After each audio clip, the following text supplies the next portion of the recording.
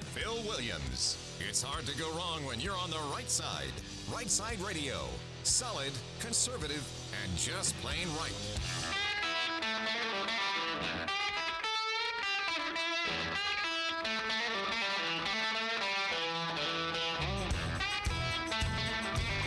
Alabama and Tennessee syndicated news talk leader, Rightside Radio. Phil Williams here live in the Rightside studios. Man, we got the local, the state, the national, covering down on all the issues. And, oh yeah, like the dude just said, solid, conservative, and just plain right. Well, welcome to Friday.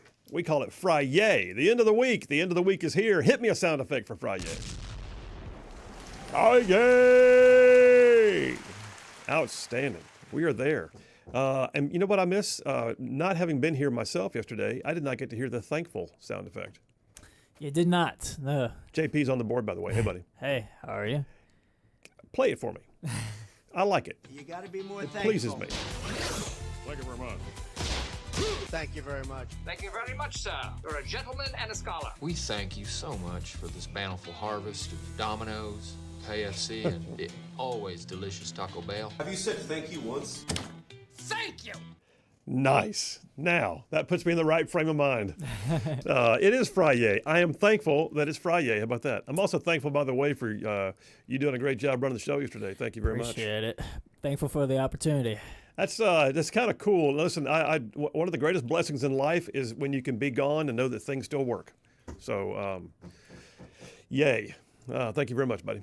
Hey, we got a great show laid on for you. We're going to do a little bit of makeup time on some things, and then we also got, by the way, the usual Friday things. So let me just tell you, halfway through hour number 2, you know the deal. It's Fry-yay. What are we going to do? JP on Sports. So yeah, JP on Sports is coming on, and not like there's nothing in the sporting world to talk about right now, right?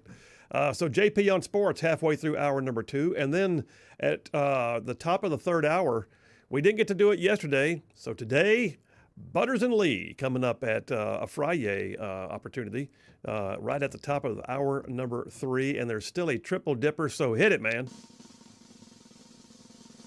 The Triple Dipper.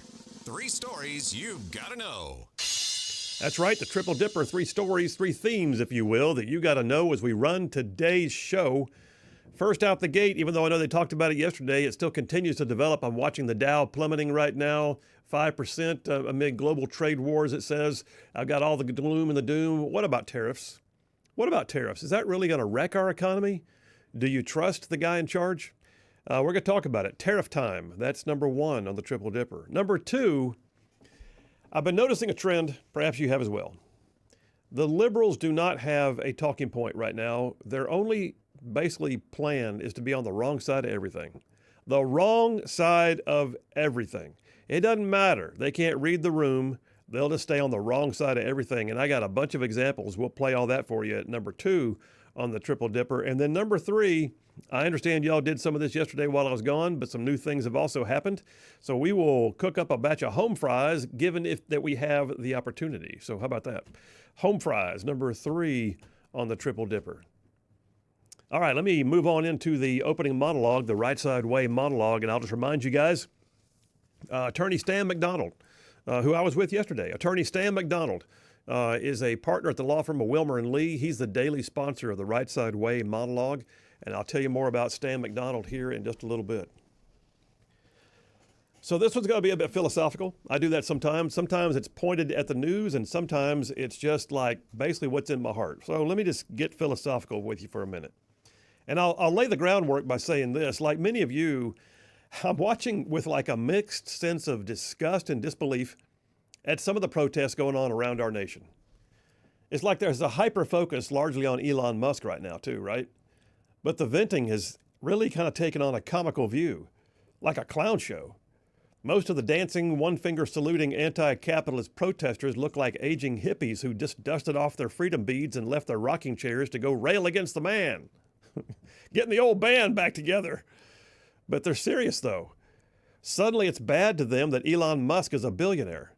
I mean, but it's great, apparently, that Bezos, Soros, Zuckerberg, Cuban, and Gates are all liberal billionaires. That's okay.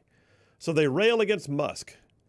But then Tesla cars and dealerships and even Tesla owners also began to suffer actual attacks, destruction, even physical harm.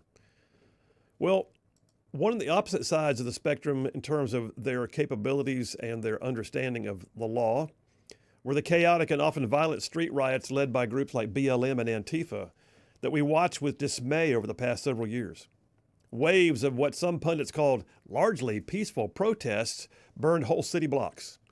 They fueled copycat rage in other cities, spread like wildfire, like a cancer, and then inexplicably, they were somehow honored by corporate America, who just desperately threw money at them and pledged fealty if they would just not burn down their corporate headquarters. And then how many times have we seen, too, in recent years, even as recently as this week? College campuses where post-pubescent knuckleheads have called for the death of Israel and the U.S. to abandon Israel as an ally. All in the news. So much so that the heads of major universities have now been forced to resign for doing nothing to stem the tide of hate and anti-Semitism on their respective campuses. And the Trump administration has begun turning off federal funds to those universities, one of which was Brown University today. But some of those protests have actually turned from being a matter of opinion and a right to free speech into something far more sinister, something that I believe actually goes straight to the heart of the real intent behind all of these protests. Whether it be the BLM Antifas or the ancient rockers who get out there and protest against Elon Musk, or the ones on college campuses. I think there's an underlying thread. And I'll tell you, too, you got to look at some of the places they're doing it and find the irony. Like when the video emerged from one of the college-bound hotbeds of protesters on the campus of Harvard University. Allegedly, Harvard University, one of the greatest institutions of higher learning in the world, the same Harvard University that has spawned numerous American presidents whose charter dates back to the mid-1600s, believe it or not, when it was founded by Puritans. Harvard, whose earliest motto was Veritas Christio et Ecclesia, which is Latin for truth for Christ and the church. Yeah, the Harvard campus saw anti-American protesters take down the American flag and replace it with a Palestinian flag. Let that sink in. The oldest, most vaunted campus in the U.S., and one of which in the world, had protesters who felt brash and emboldened enough to tear down the flag of the nation that built the university from scratch and clawed out of the wilderness of the new land. Well, I got news. That's the underlying thread right there. That's the problem. First of all, that's my flag. That's our flag. You can have your opinion, but you can't have our flag. On June 14th of 1777, the Continental Congress approved the design of a national flag. History is important. Knowing who we are and where we've been is part of knowing where we should go and why. And part of that is knowing what you believe. And you see, what most of these protests have in common is they love to hate America. They forget that no other nation on the face of the earth, perhaps in the history of the earth, has done more to preserve their right to espouse their hate. But they can't contain themselves there either. They hate the country they claim to love, so they lash out in what turns out, in nearly every case, to be a violent, destructive hate fest of angst and misplaced grievance. Now, I'm a conservative. I'm a conservative, an American conservative, because of freedom, like actual liberty. Limited government, fiscal conservatism in the form of low taxes, reduced government spending, strict construction of the Constitution itself, the equal application of law. I love this country. I love what it is, not just what I want it to be, not just what I want to fix it to be. I love it for what it is. Now, having said that, I imagine that some of the liberal trolls out there who listen to this show are firing up their laptops, working up some keyboard courage to let me know that liberal progressives and race rioters and campus agitators, they can love their country too. Sure. But here's the thing. More often than not, those destructive riots that we see on the left that claim love for country, their love for the country is conditional. You hear that? It's not unconditional, it's conditional. It's very fluid, if you will. You see, the progressive side of society believes that this nation ought to be torn down and remade in some form of Marxist utopia. And I reject that notion completely, utterly and completely. I believe there's always room for improvement, but the change for change's sake is a lack of wisdom. Conservatives believe in improving the finer points of our nation. Liberals believe in just plain breaking our nation so they can build something different. I had one of those moments like a year or so ago. You know, the kind where you find yourself yelling at the TV or the radio? I was driving down the road listening to Bret Baier on Fox interview the former Democrat chairman of the House Armed Services Committee, Congressman Adam Smith. He's a Democrat from Washington State. And in the course of the interview, this man who presided over one of the most important committees in Congress, with oversight over men and women in uniform, he had the audacity to say in his interview that, quote, and I'm quoting, "Taking the stance that America is exceptional has too often gotten us into trouble." What? Well, I take exception to his exception to our exceptionalism. How about that? I don't know if Congressman Smith has ever worn a uniform. I don't really care, but I have, and multiple generations of my family have. Let me break it to him ever so gently. We are an exceptional nation. We just are. All the protesters and the liberal left progressives who say that we have to break what we've got in order to build something new, they don't love this country. If they do, they love it conditionally and not unconditionally. You see, the day that we begin to accept without question the gall of those people who would do things like kneel at the national anthem, disrespect our flag, consider us to be less than other nations, and yet still enjoy the freedoms of this grand country so they can say what they want to say, the day we just let that slide is the day that we begin the official decline into historic obscurity. So yeah, I'm a conservative American, and as such, I believe in my country, simply because it's my country. And to be honest, simply because it's the best one out there. I'm a conservative American, and as such, I will stand at the anthem, I will pledge my allegiance, I will salute the flag, and serve when called upon to protect and defend. I'm a conservative American like all of you are. As such, I am okay with saying that for all its warts and blemishes, this is still the greatest nation on the face of the earth, blessed by God, built by sweat and toil, defended by honor and sacrifice, preserved by blood and fire.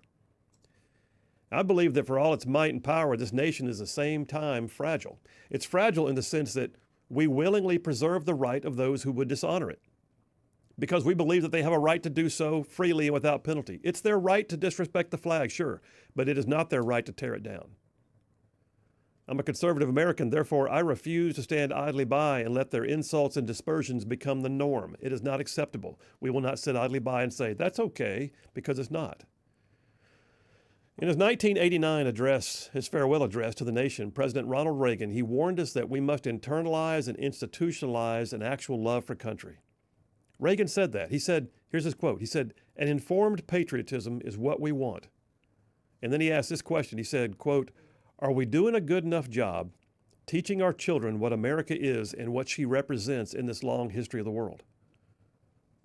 Well, apparently somebody failed miserably in raising and teaching all those fuzzy-faced Harvard protesters and the BLM and Antifa rioters.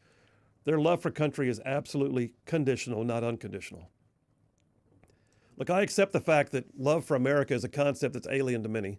Not too many, but listen, this is my country, my team, it's my home. This is the place where my son, myself, my father, my grandfather, my great-grandfather all entered the military service, pledging to uphold and defend this Constitution. I'm a conservative American. I do not apologize for the fact that I believe that our nation is in fact exceptional. I'm a conservative American. Therefore, I will answer the lies and the disrespect of the left by letting it be known that they are wrong. They can say it if they want to, but they're still wrong. They're also not allowed to take action against it. But I also believe that we must continue as conservatives to move further, faster, and to fight harder than the liberal progressives who would love nothing more than just tear the country down and relegate us as a people to some form of mediocrity on the world stage. Well, not on my watch. I was present one day for a speech by former President George W. Bush back in 2011. At the end of his speech, he was thanked for his sacrifices as president, and this really stuck with me. I don't remember the whole speech, but I remember this. At the end of his speech, he was thanked for his sacrifices as president, and his response was, "There's no sacrifice serving a nation that you love." Wow. So I'm a conservative American like so many of you. I am patriotic. I love this country. I believe with all my heart that, yes, God has made it exceptional. And I'm going to use this platform and any other that God gives me to make that known. My love for this country is unconditional, and that's the way it's supposed to be. And that's a wrap for the Rightside Way. There you have it. I told you this was one me talking from the heart. But folks, there it is. I mean, what we're watching so often right now is liberals who claim that they scream because they want the best for America, but what they really want is an America that is different than what we have. What they really want is to be allowed to have conditional love. And if they don't get what they want to break it. Not on our watch, ruffians. Not on our watch. Phil Williams, Rightside Radio. By God. Y'all stay tuned. We'll be right back.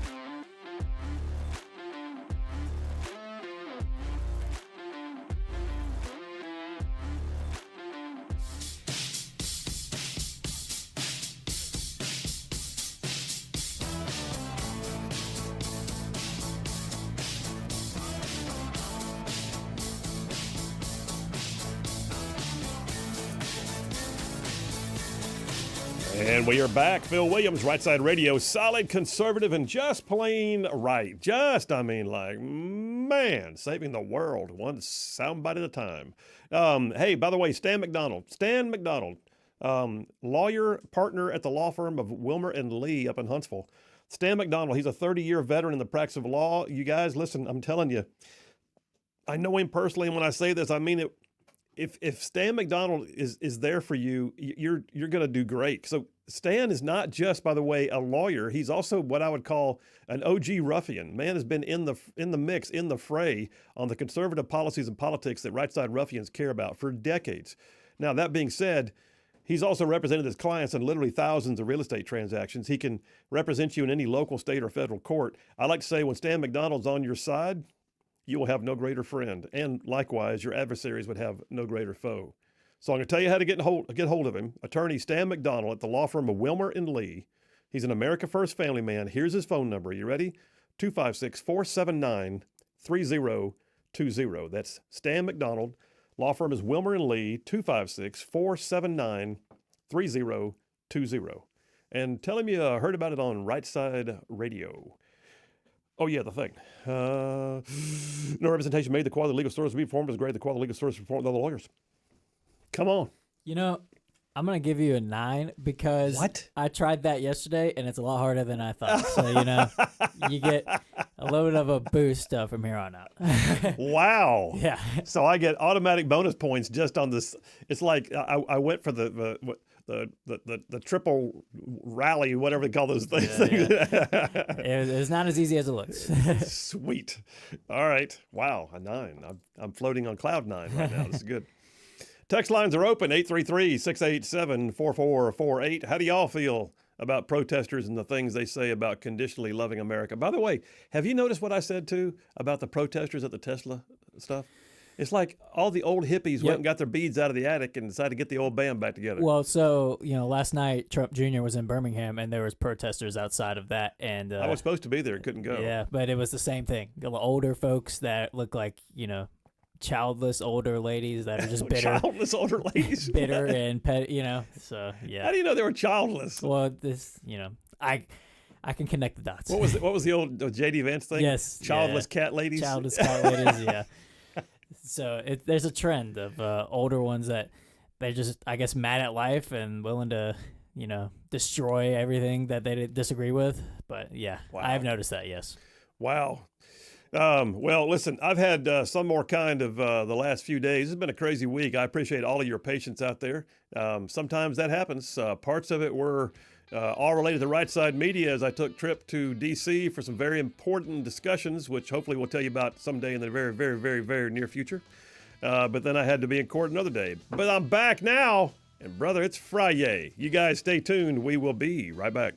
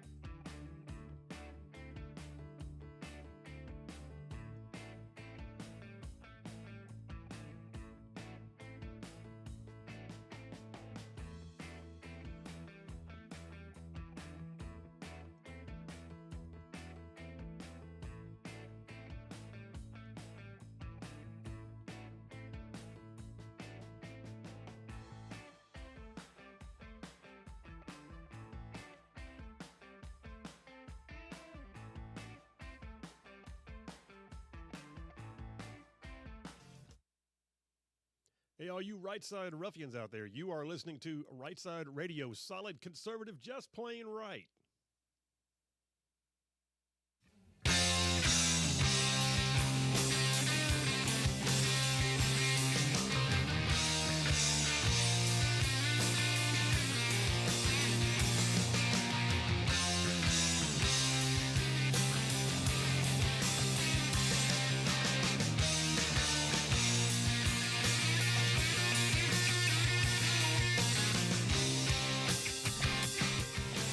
And we are back. Phil Williams, Rightside Radio, solid conservative and just plain right.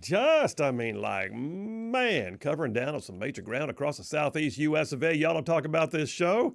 Whew. Goes from Huntsville all the way back over to Chattanooga. I'm talking about from Tuscaloosa back over to Gadsden. I mean to say, all the way down to that loveliest little town on the plains we call Auburn Final Four. And, oh, by the way, stretching across the border to what is now recalled Fort Benning. And then just big old patches of North Georgia, Mississippi even thrown in just for good measure. So, yeah, I saw your face when I said Final Four. I saw it. I saw it.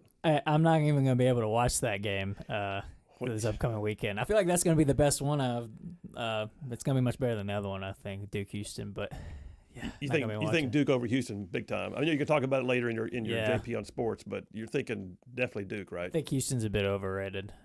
Houston's good, but I think Duke is much better. But yeah, that's the one game I'd like to watch. Auburn, Florida, and I'm even gonna be able to watch it. So well, the crisis we have before us is that I can't watch it either. That's true. Because I've got a speaking engagement Saturday evening, and it's right smack in the middle of my game time. Yeah, and I'll be going to Kill Tony in Nashville, a comedy show, and I scheduled that.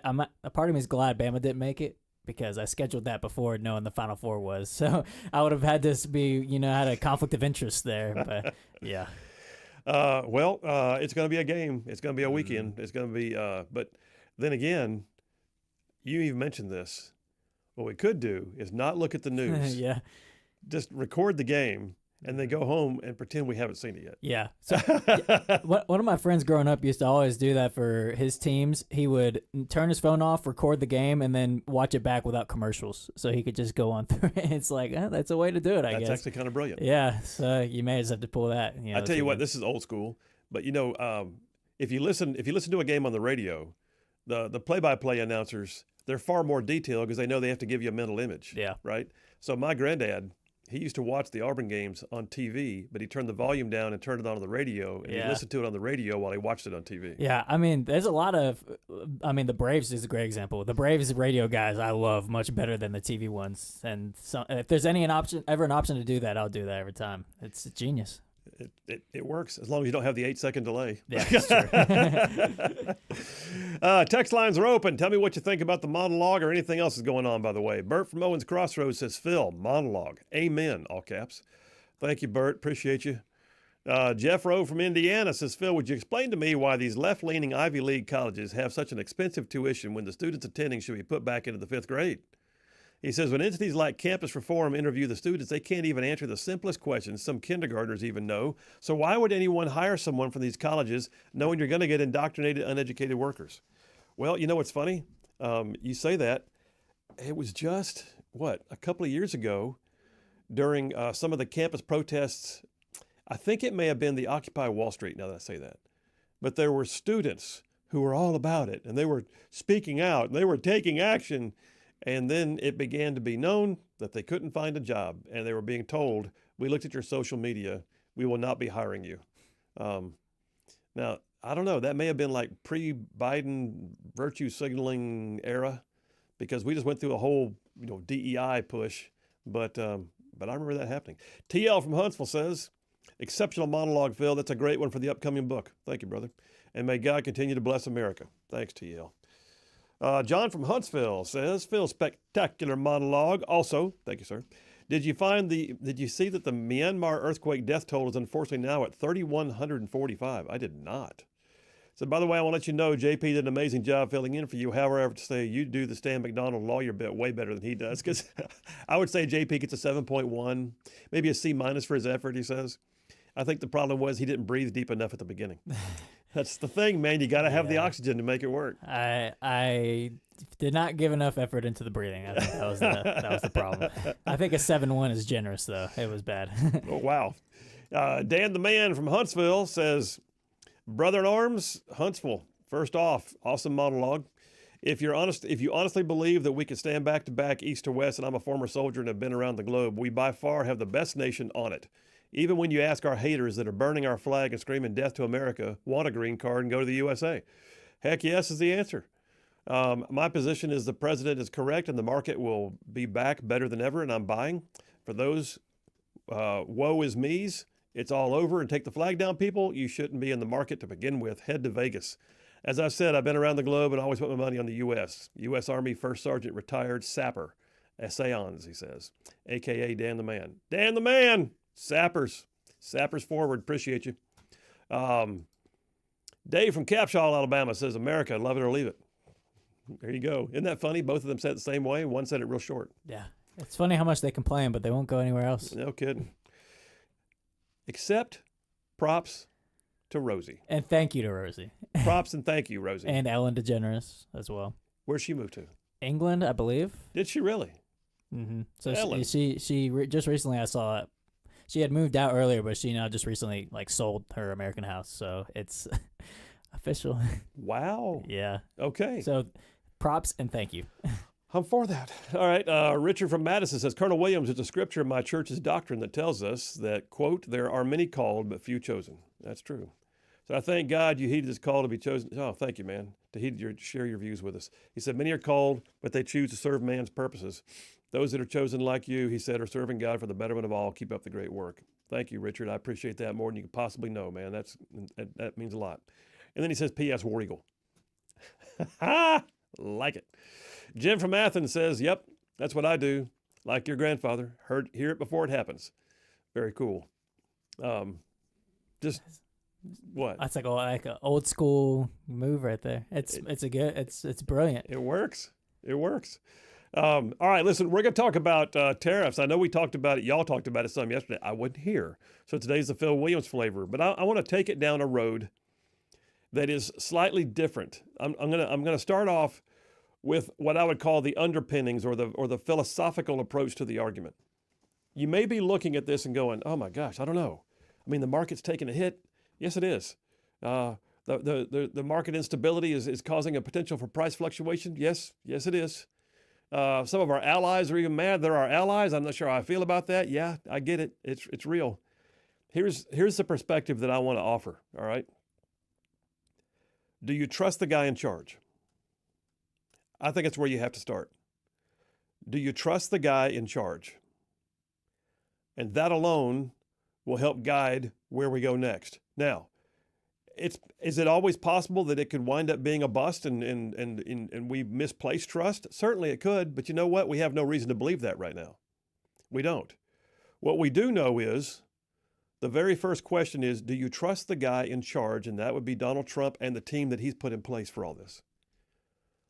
The vast majority of America voted for Donald Trump. The electoral vote, the popular vote, both. All the swing states. Were there a lot of non-Trump voters? Of course there were, but there were an overwhelming number of Trump supporters in the election. We voted for this. We didn't vote for this simply because we'll just roll the dice and we can't have Biden. Maybe there were some anti-Biden votes, but a lot of what we had were people who trusted Trump to get the job done on everything. They trusted Trump on the border. They trusted Trump on energy. They trusted Trump on foreign policy. They trusted Trump on the military. They trusted him on the economy. And the economy includes international trade relations, and international trade relations by its very nature incorporates some aspect of foreign policy.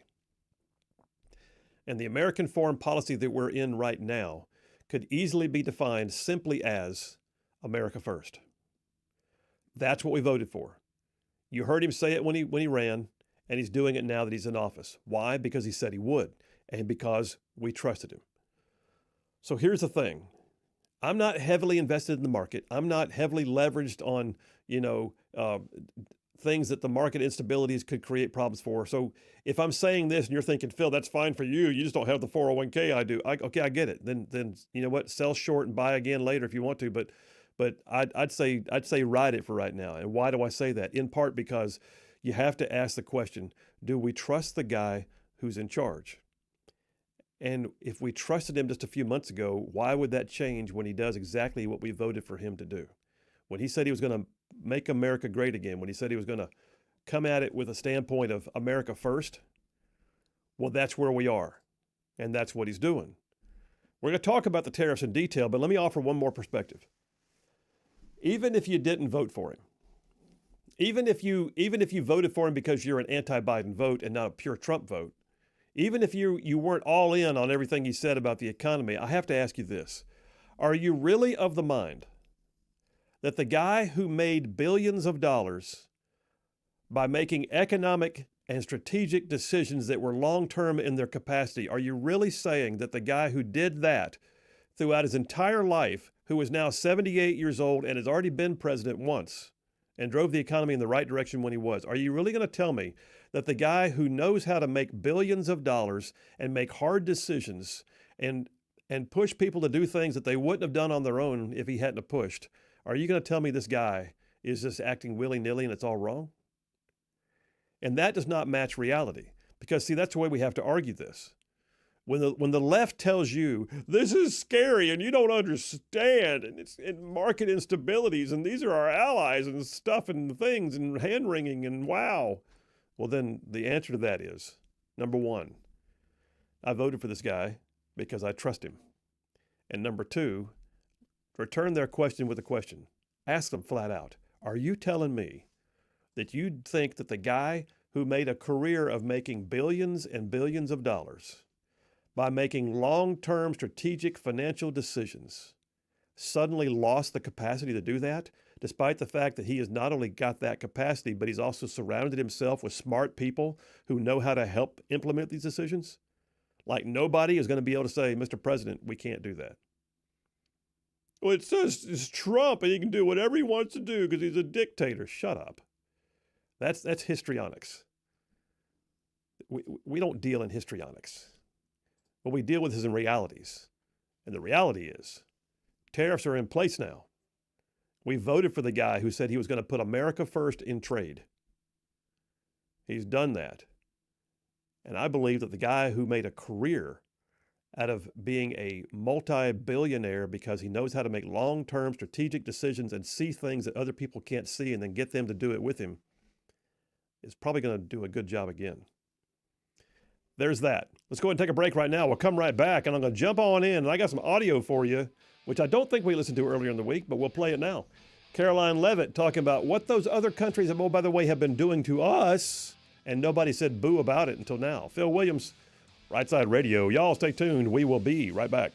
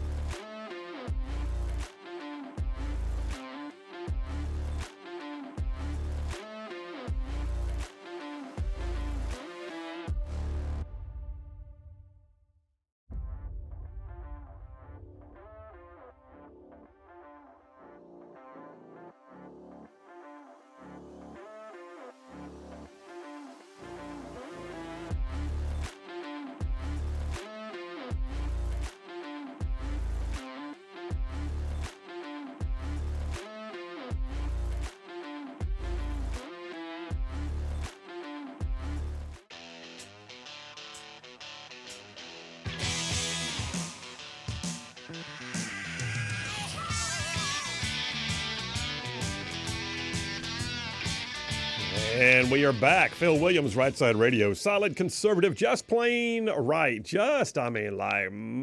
Making common sense like a superpower. Chris from Starrett, Alabama says, Phil, great monologue. Thank you. Says, almost as good as JP. There you go. Said, I think he may have some rollover points from yesterday.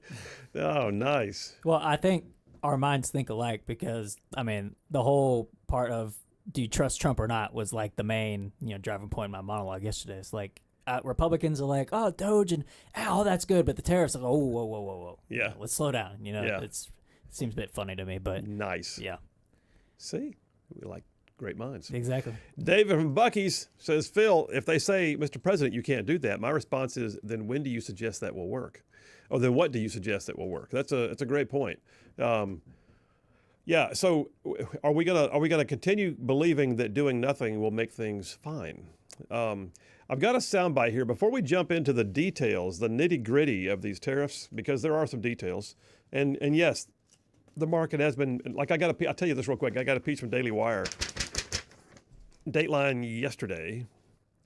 Stocks tumbled in the opening hours on Thursday after President Donald Trump slapped tariffs on nearly every country across the globe. So the S&P went into its worst day ever since September of 2022. So its worst day in, 2.5 years? Anyway. Okay. Its worst day in 24 months. Great frame of reference. Okay. With a 4% drop after the opening bell, while the Dow Jones plunged 4%. CNBC reported the NASDAQ composite fell 5%. Shares of large American companies were down, with Amazon and Apple dropping more than 8% and Tesla falling 7% as of Thursday morning. And then it talks about the globals. Europe's, Germany's down more than 2%. Japan's Nikkei was down 2.25, dropped nearly 3%.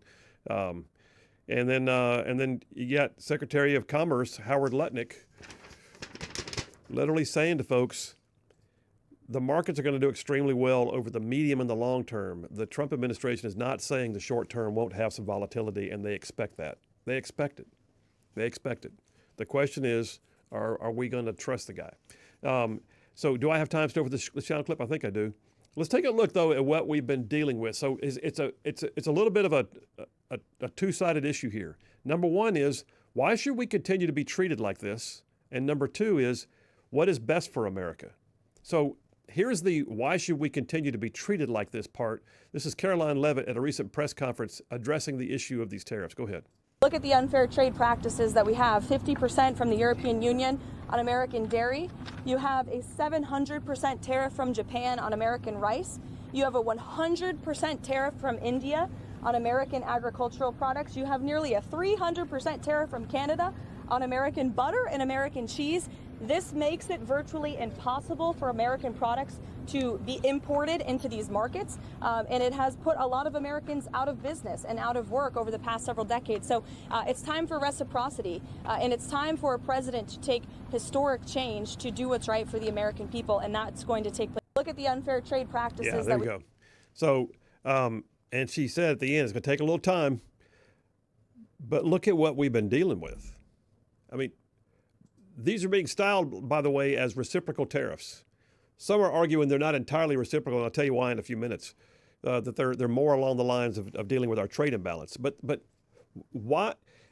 So for those who wring their hands and say Canada's our friend, well, that's fine, Canada. But why do you have that super tariff on all our butter and dairy? What the heck? How about this? Japan is our friend. Yes, they certainly are. We just had a great meeting between Secretary of Defense Hegseth and the Japanese defense minister just the other day. We're talking about really beefing up our presence there and equipping them for next generation joint operations in the region because of China. At the same time, 700% tariff on American rice, while not, really doing anything but taking care of themselves.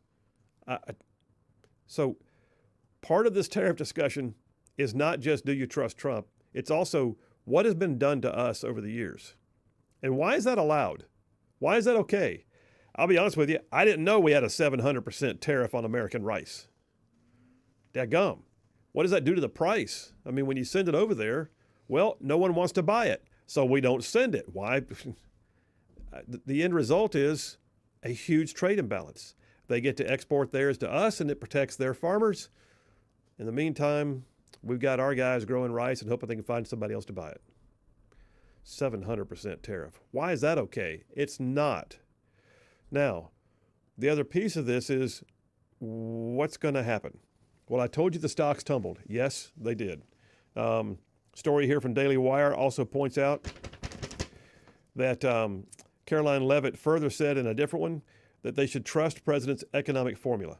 He said to everyone on Wall Street this morning, I say trust President Trump. This is a president who's doubling down on his proven economic formula. And she points out, and here's the other piece of this, you've got history. You've got history.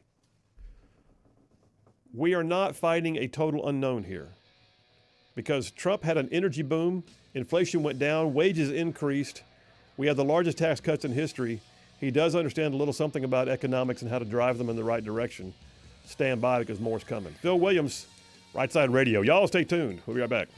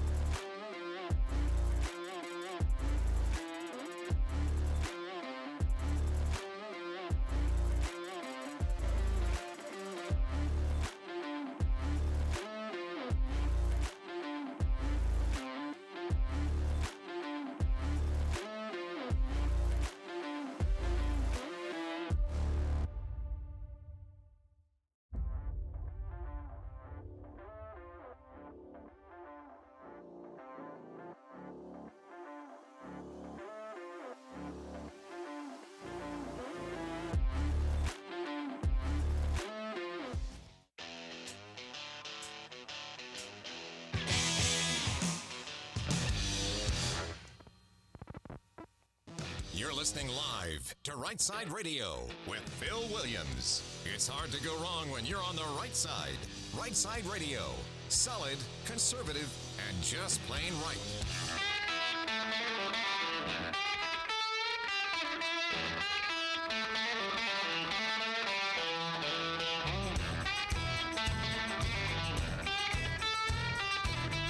Alabama and Tennessee syndicated news talk leader, Rightside Radio. Phil Williams here live in the Rightside studios. Man, we got the local, the state, the national, covering down on all the issues. And, oh yeah, like the dude just said, solid, conservative, and just plain right. Welcome to hour number 2 on a Friday afternoon. And we're going to get you all the way to go home time, so stand by.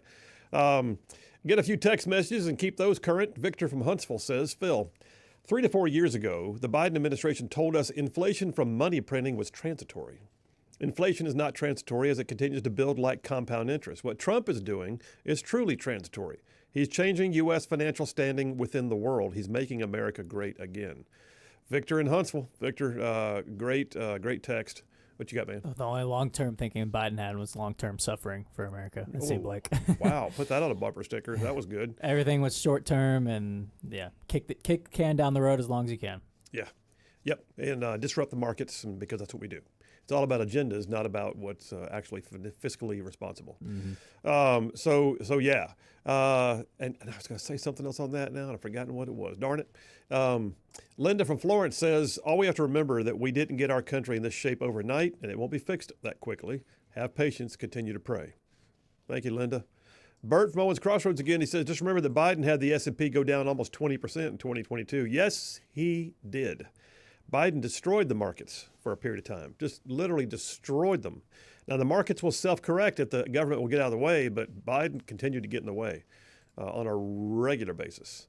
And you know, I think it was, I know what I was going to say a minute ago. It was not so long ago that I think it was Hillary Clinton during the Obama-Biden administration was talking about tariffs as if they were the greatest thing in the world because they assisted in foreign policy. And so I need to find that clip. There's a Chuck Schumer clip from 1990-something of him talking on the House floor about tariffs and how it's needed. And there's another one of Pelosi in the 90s as well. It's like, did you play those yesterday? I did not. I didn't even see him. I think Elon retweeted them last night is where I saw it. See if you can find those. We might want to play them today, yeah.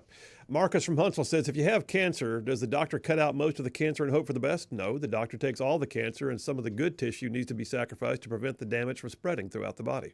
It's called the margins. That's right. It is called the margins. Doge and Trump are ripping out the economic cancer in our government and plaguing our nation. Unfortunately, there will be pain. There may be some good government programs that suffer and there'll be healing processes to follow. Good analogy, Marcus. Thank you. Dave from Capshaw says, if tariffs don't work, why do other countries tariff us? Point well made, sir. Darn, that was just common sense. Give that man some applause. He deserves it. That was, read it for you again. If tariffs don't work, why do other countries tariff us? There you go. Why not? Dave from Capshaw, thank you. And then John from Huntsville says, Phil, I think Trump's tariffs are doing what they're supposed to do because I just looked at the Canadian stock market. They're crashing today, and the Chinese market's also way down, but not quite as bad as Canada. Wow. Did you find those audio clips? How long are they? So the Chuck Schumer one's 1:50, but I have it. And is it directly on point? Mm-hmm. I tell you what, I'm going to hold my other notes. Let's play the Chuck Schumer. What year is this from? So this is 1996. 1996. Yes. Wow. Did Chucky look a little younger back then, I guess? Oh, excuse me, hon. Let me look. This is not the, sorry, spoke too soon. Let me find the correct one. Oh, okay, rats. Now I got the audience all teased. I will find it. All right. While he's doing that, let me just say there's an article on Fox that came out a day and a half ago. And the headline is, which countries impose the highest tariffs on the U.S.? You might guess. Which one do you think? How about China? Oh, you mean the one that doesn't like us? How about the European Union? Oh, you mean the one that really does need us? And then Canada. You mean our neighbor to the north? The 3 highest batches of tariffs. And if you took it in 15s, the Trump administration actually calls what the group of the Dirty 15. The Dirty 15 are the 15 nations with the largest trade deficit with the U.S. But the White House also flagged what it describes as unfair trading practices, to include the Beijing trade war, because we do have problems with Beijing, our near-peer adversary on the world stage, China, When the first-term President Trump imposed 25% tariffs on $50 billion of Chinese goods, Beijing responded by slapping reciprocal tariffs on 106 U.S. products worth $50 billion. So our biggest trade imbalance / tariff endurance is with them. But then you've got the European Union. These are supposed to be our friends. These are our allies. These are the ones we're saving from the Russian bear. And the European Union, Trump has indeed put a 25% tariff on steel and aluminum imports, directly hits them. But right now, we've got a situation where some of the highest tariffs that we endure come from the European Union, and then you got Canada. Canada. I mean, it's got, this article says it's a 300% tariff on American butter and cheese. Wow. Did you find that clip? Yeah, so I got a Nancy Pelosi clip of her talking about tariffs. The Chuck Schumer one was about voter ID, but I got one of Nancy Pelosi from 1996 talking about how tariffs are a good thing. Play it. How long does it last? That's about 2 minutes, so you can stop it whenever you want. All right, play it. I'd like to call the attention of our colleagues to this chart on the status quo that the business community is asking each and every one of us to endorse today. Right now, we have a $34 billion trade deficit with China, the 1995 figure. It will be over $40 billion for 1996. Since the Tiananmen Square massacre, this figure has increased 1,000%, from $3.5 billion then to about $34 billion now. In terms of tariffs, I think it's interesting to note that the average U.S. MFN tariff on Chinese goods coming into the United States is 2%, whereas the average Chinese MFN tariff on U.S. goods going into China is 35%. Is that reciprocal? On exports, China only allows certain industries into China, of U.S. Industries into China, and therefore only 2% of U.S. exports are allowed into China. On the other hand, the U.S. allows China to flood our markets with a third of their exports, and that'll probably go over 40%. And it's limitless because we have not placed any restriction. In terms of jobs, this is the biggest and cruelest hoax of all.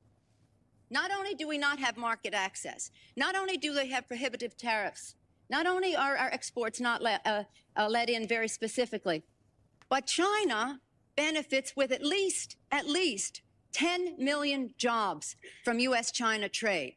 The president, in his statement, requesting this special waiver, said that China trade supports 170,000 jobs in the United States. All right, stop it there.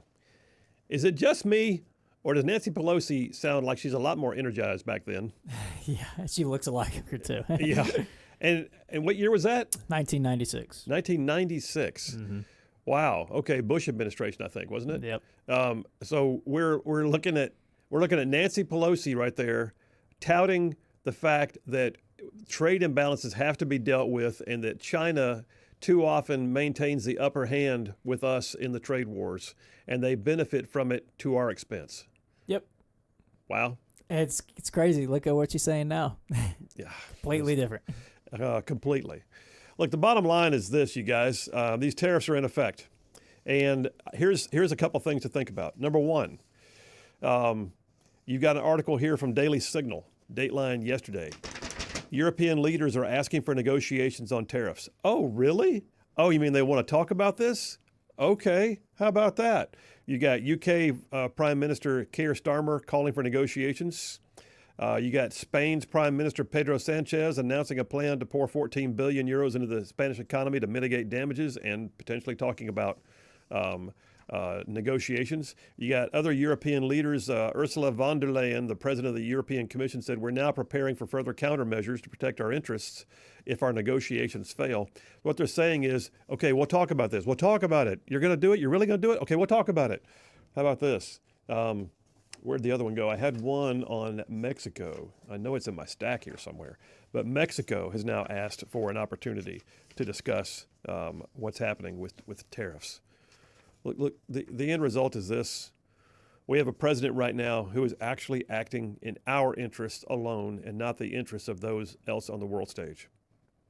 And that right there should give people pause. We've actually got a president who is acting in our best interest as opposed to just hey, how do we make you happy, other countries? Well, we'll watch and see where it goes. I do expect that there will be some market volatility. I do expect that there will be some lashing out by some countries who have enough fiscal strength to be able to do that. I also expect, though, that here's what's going to happen. I think that within 30 days, you're going to see markets stabilizing under their new realities. You're going to see American companies suddenly having the ability to increase production because they know that the goods will not be, their goods will not be saturated by foreign goods. I think you're also going to see prices stabilize pretty quickly.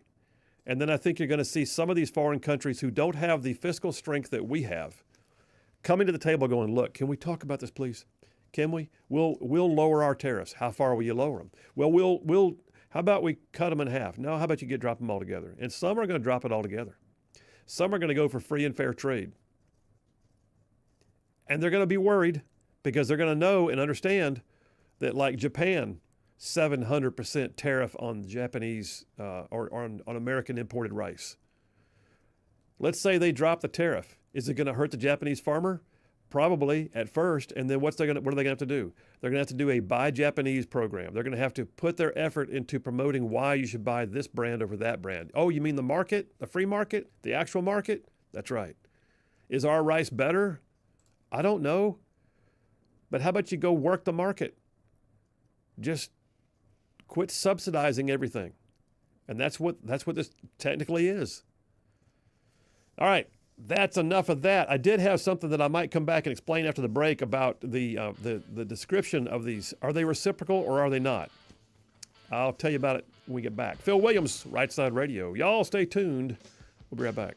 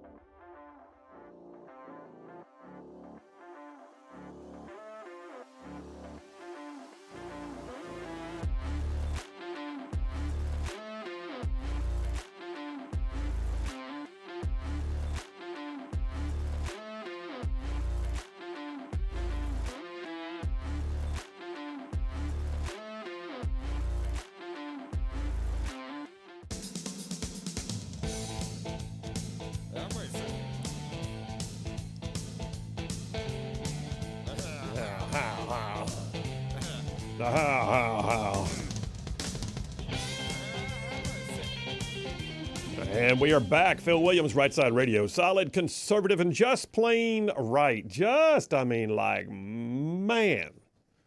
saving the world one soundbite at a time.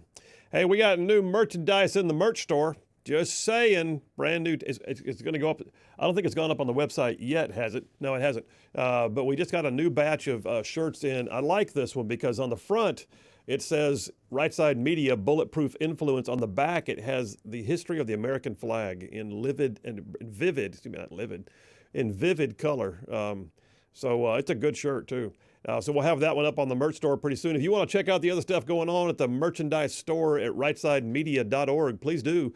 We got the hats, we got the cups, we got the coffee mugs, we got the T-shirts, and we got the Bulletproof Influence bench shot glasses. I love those things.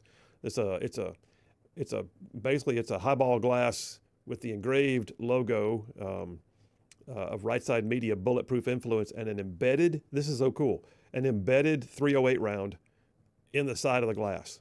It's just way cool. Check them out. All of it's on rightsidemedia.org on the shop tab at the merchandise store. You order it, Natalie gets it out to you right away. So jump on in where you can and hang on. Several texts. I knew this would happen. You know, after you said it, I think we both said we thought, wait, is that? We did.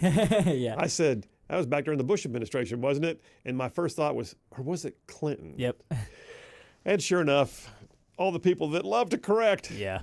Let's see what we got. Barry from Huntsville. 1996, Clinton was president. Barry, Huntsville. Thank you. Thank you, Barry.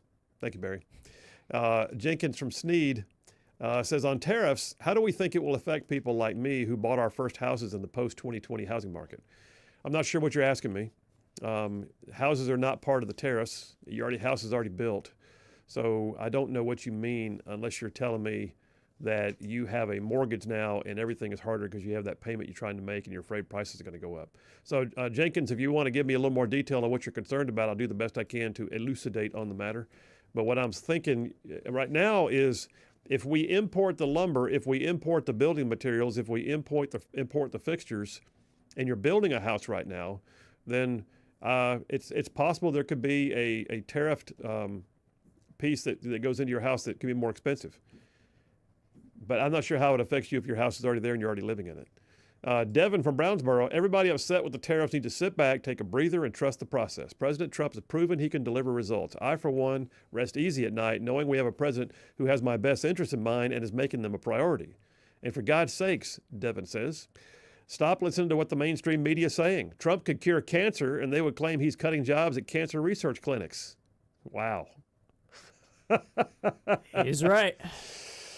Devin, thank you very much. And then Rick from Huntsville, if I understood you correctly. Corrected you on the... You said 1996 was the Bush administration. I believe that was the Clinton administration. Yes. By the way, you spelled Bush wrong, Rick. Thank you very much. Well, it's like when I did my first ever monologue, when I filled in for the Yaffe program, I, in passing, mentioned that RFK Sr. was JFK's Secretary of State when he was actually his Attorney General. Completely not even, important in the point of my monologue, and the amount of people correcting that. It's like, you guys listen to anything else that I said? Come on, people. Hey, by the way, one thing on these tariffs that I didn't get to, and I'll close out with this, is there's debate right now, like this is really what matters. I mean, this article is, by the way, this is even from Daily Wire, which is a conservative venue, right? They are a conservative outlet. President Trump has labeled his tariffs as reciprocal, but the tariffs appear to be based on the United States trade deficit divided by imports, not based on what the other country's tariffs on U.S. goods are. Okay. What's your point? I don't understand. At that point, we're just literally parsing the details. Is it necessary to... Listen, the end result is this. They tariff us. He is in reciprocal fashion tariffing them. If you're saying it's not a dollar for dollar tariff, that way it can't be called reciprocal, then call it something else if you want to. But here's the thing. You do unto us, and we may wind up doing unto you. Just keep that in mind. That's where we are. All right, we got plenty on tap, and don't forget, it's Friday afternoon. So coming up here in about a minute, if we take this break, we'll jump right back in. It'll be some JP on sports. I mean, is there anything happening in the sports world right now? Is there anything worth talking about? I just, Well, I look at it and go, wow, JP. We got the Masters next week. We got baseball going on. Is there something I'm missing? Something about a Final Four? Yeah. War I think Eagle? So, yeah. I mean, Duke's in the Final Four. Yeah. Houston. Yeah. Say it. Say it. I can't think of who else is in the Say Final it. Four. I can't think of it off the top of my head. JP. Oh, you're talking about the JP, you work here. It's the Say it. school down south, Auburn. Say yeah. it. Thank you very That one, much. yeah. There you go. I guess. Hey, about this. Auburn wins the game. You going to say War Eagle? No. Come on. Can't. Auburn wins the game. You got to say War Eagle. Nope. Come on. I won't do it. Everybody out there thinks he ought to say War Eagle. Would you say Roll Tide if the roles were reversed? It's a hypothetical. It's a hypothetical. I can't yeah. even go there now. You Yeah, know what? right. I would. Okay. What do you think of that? Sure. I would. What do you think of that? Phil Williams, Right Side Radio. Coming up, JP on sports.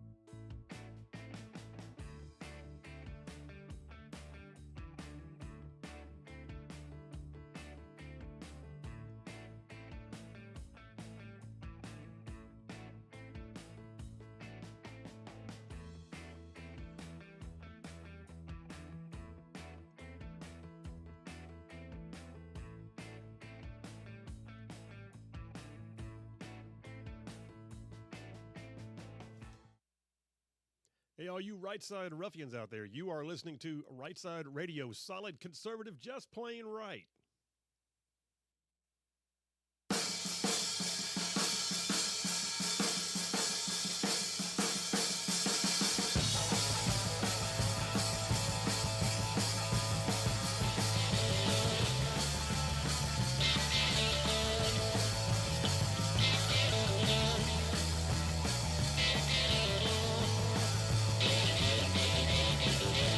And we are back. Phil Williams, Rightside Radio, solid conservative and just plain right. Covering down on some major ground across the southeast U.S. of A. Y'all have talked about this show. Whew. Goes from Huntsville back on over to Chattanooga. From Tuscaloosa back on over to Gadsden. All the way down to that loveliest little town on the plains we like to call Auburn, stretching across the border to what we now recall Fort Benning. And then just big old patches of North Georgia and Mississippi thrown in for good measure. I saved it to the end, by the way. Final four. There. I said it. Let's wait. I can't wait till... I won't say that. I don't want to jinx it. I'm not going to jinx it.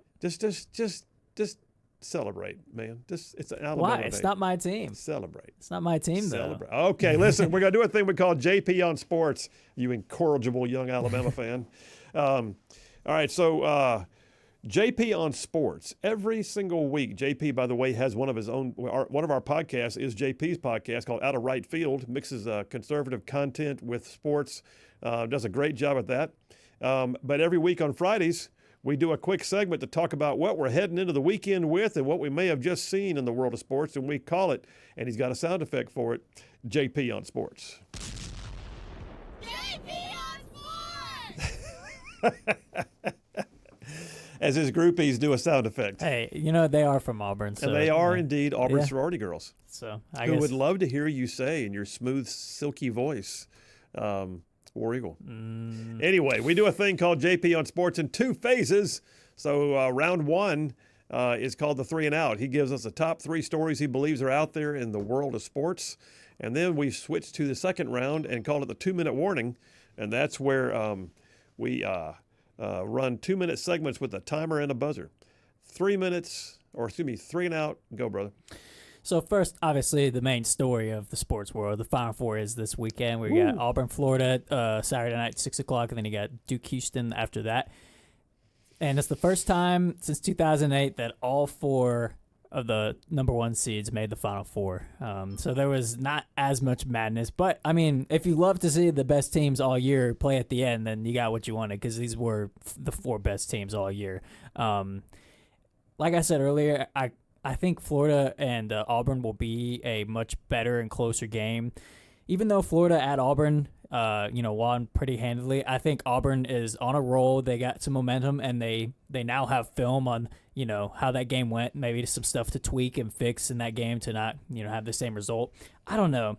I don't know if it's because, they knocked my team out, but I think Duke, I don't see anybody beating Duke right now. Duke is just... They got Cooper Flagg, who won AP Player of the Year today. They got Kneppel. They know how to win, and their style of play is one. We saw Duke and Auburn already play. It was close in Cameron, but I don't know who's going to beat Duke right now, and I don't think Houston's going to have much of a shot against Duke this weekend. So I think Florida-Auburn will be the best game out of that. But who knows? We could see Auburn go out and jump on them early. We saw Florida was down against Texas Tech big and had to come back and claw back to victory there. So I have no idea what to expect other than the fact I think Florida and Auburn will be the game of the weekend. Yeah, and it's just cool to watch this. And I love what you said a moment ago about all 4 of the number 1 seeds. That sounds like the system is working the way it's supposed to work. You know it? Yeah. And it doesn't always. Yeah. And you can always have upsets. But this feels like the system actually worked. And you kind of wish that the NCAA football playoffs could get it this good.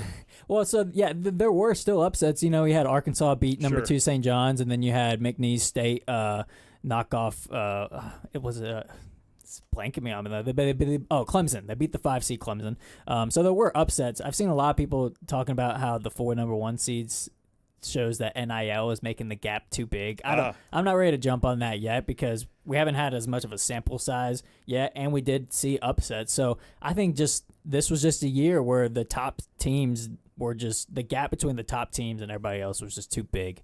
And and I actually would argue that NIL would cause more upsets because the talent is more spread out. I get the argument that teams like Duke and Auburn, the top teams, they can snag the best players from the mid-major programs, but also the top 5 recruits out of high school that struggle at those programs and then go back down to mid-major. Now you got a 5-star level guy in a mid-major program. So I'm not buying into the argument that, NIL is ruining all the madness and upsets. I think we, take some time before making that argument. But yeah, and I won't jump into your time frame here too much, but I would say that if the NIL was all of it, then we would see Texas, Georgia, some of the other major legacy programs who have NIL dominance in football being able to do the same thing in basketball, and they're not. Yeah, so I think this was just a year, like I said, I mean, the top teams were just really, really, really good. And we saw, teams like Auburn brought back so many of their guys from last year, so they got experience. And then, Cooper Flagg is going to be the number 1 pick, and he's just a stud athlete. And on top of experienced guys coming back, it was just kind of the perfect storm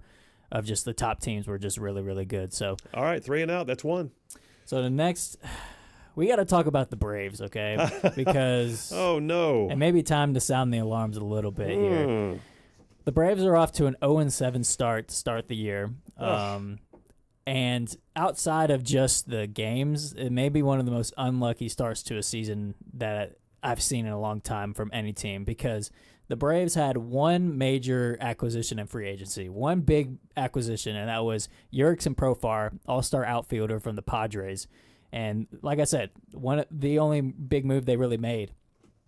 After the first opening series, Jurickson Profar is now serving an 80-game suspension for PEDs. He busted positive for steroids. And he will be able to come back in July, I would think, or either June or July. But if the Braves make the playoffs, then he cannot play in the playoffs as part of his punishment there. For those that don't know, PEDs are performance steroids, enhancing drugs, yeah. And also, Hernandez, Baseball Hernandez was one of the Braves' best pitcher, now out for 60 days. He injured his shoulder. So it's sort of like the snowball is going here. You're losing games. You lost one of your best guys for steroids, and then you lost another one of your best pitchers for injury. And Acuna and Strider, who are 2 of the best players in the league, they still got like 6 more weeks before they both come back from injuries they sustained last year. So it's a struggle fest. Tonight, the Braves have their home opener, hopefully to turn things around, but a team has never, ever made the playoffs after starting 0-7. So the Braves would have to be the first to do that. Is this the Braves' worst opening start? In a long time. So I think the Braves went 0-6 or 0-5 in 2016 or 2015. But yeah, it's definitely up there. It's probably, I think it's safe to say, the worst from the standpoint of a lot of people had the Braves winning the World Series preseason. And now they're starting off 0-7. Granted, they had a rough start to the year in terms of they had to go to the Padres and to the Dodgers, which are 2 really, really good teams. The defending World Series champ, the Dodgers. So they're not playing cupcakes, but with a team as good of a lineup and good a team as the Braves, 0-7 is not good. And the whole offseason, Anthopoulos, who is one of the, if not the best GMs in baseball, he's a great job at getting players for cheap and then turning them into something good. There's been a lot of talk about apparently this offseason he was really handcuffed by the ownership to not spend money to get guys. And it's looking like, the bullpen is just in a really, really bad spot. So we'll see. Like I said, this is still a great lineup. You're still getting 2 of your best guys in Acuna and Strider from injury later on, but 0-7, yikes. It's not a great start for the Braves. I don't know the answer to this. Can they do midseason trades? Yeah, so the trade deadline is around All-Star, which is around midseason. So, yeah, you got about till midseason to make some trades, yeah. We'll see. It's like I said, it's too good of a team to stay like this for too long. Who knows? Maybe they'll bounce back even hotter than, even better than how bad they started and they go on a run. Who knows? But I don't know. It's not looking great. All right, that's 2. What's 3? So I saw some people, saying they wanted to hear about the UFL, which is the alternate professional football league. Their first games were last weekend. Once again. Yeah. And the Birmingham Stallions, for y'all who aren't aware, is a mid-level, or I guess, what would you call it, like alternate pro football team. The Birmingham Stallions, I think went back-to-back, maybe back-to-back-to-back, if I remember correctly, for the UFL. So we got a powerhouse of a pro football team in Alabama, if y'all weren't aware. And so we got the UFL kicking back off. The Stallions dropped their first game 0-1 against the Defenders, the DC Defenders, 11-18.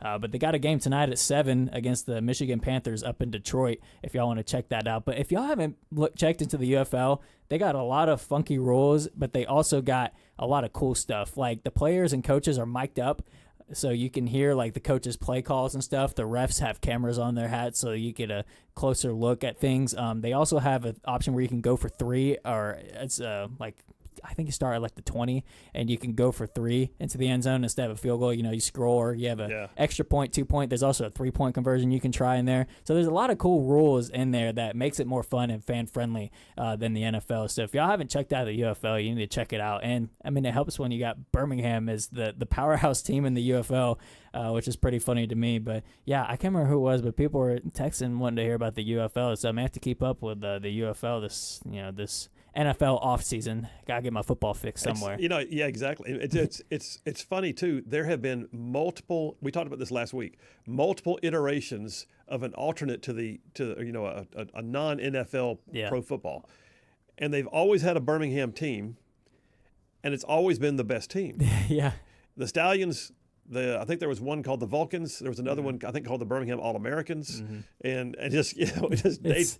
Well, I think what's funny is that Alabama and Auburn have had a lot of college studs that didn't quite make it to the NFL, and the first season for the Birmingham Stallions, they had Bo Scarborough, who was a stud running back at Alabama, go, and he was a stud at the Birmingham Stallions. So it's like the Bama and Auburn guys who didn't quite make it well in the NFL are coming back home to play for the Birmingham Stallions. And then also A.J. McCarron plays for the St. Louis Battlehawks. He won the MVP last year for them, so he's still kicking around and playing football in the UFL, doing well. So yeah, it's fun.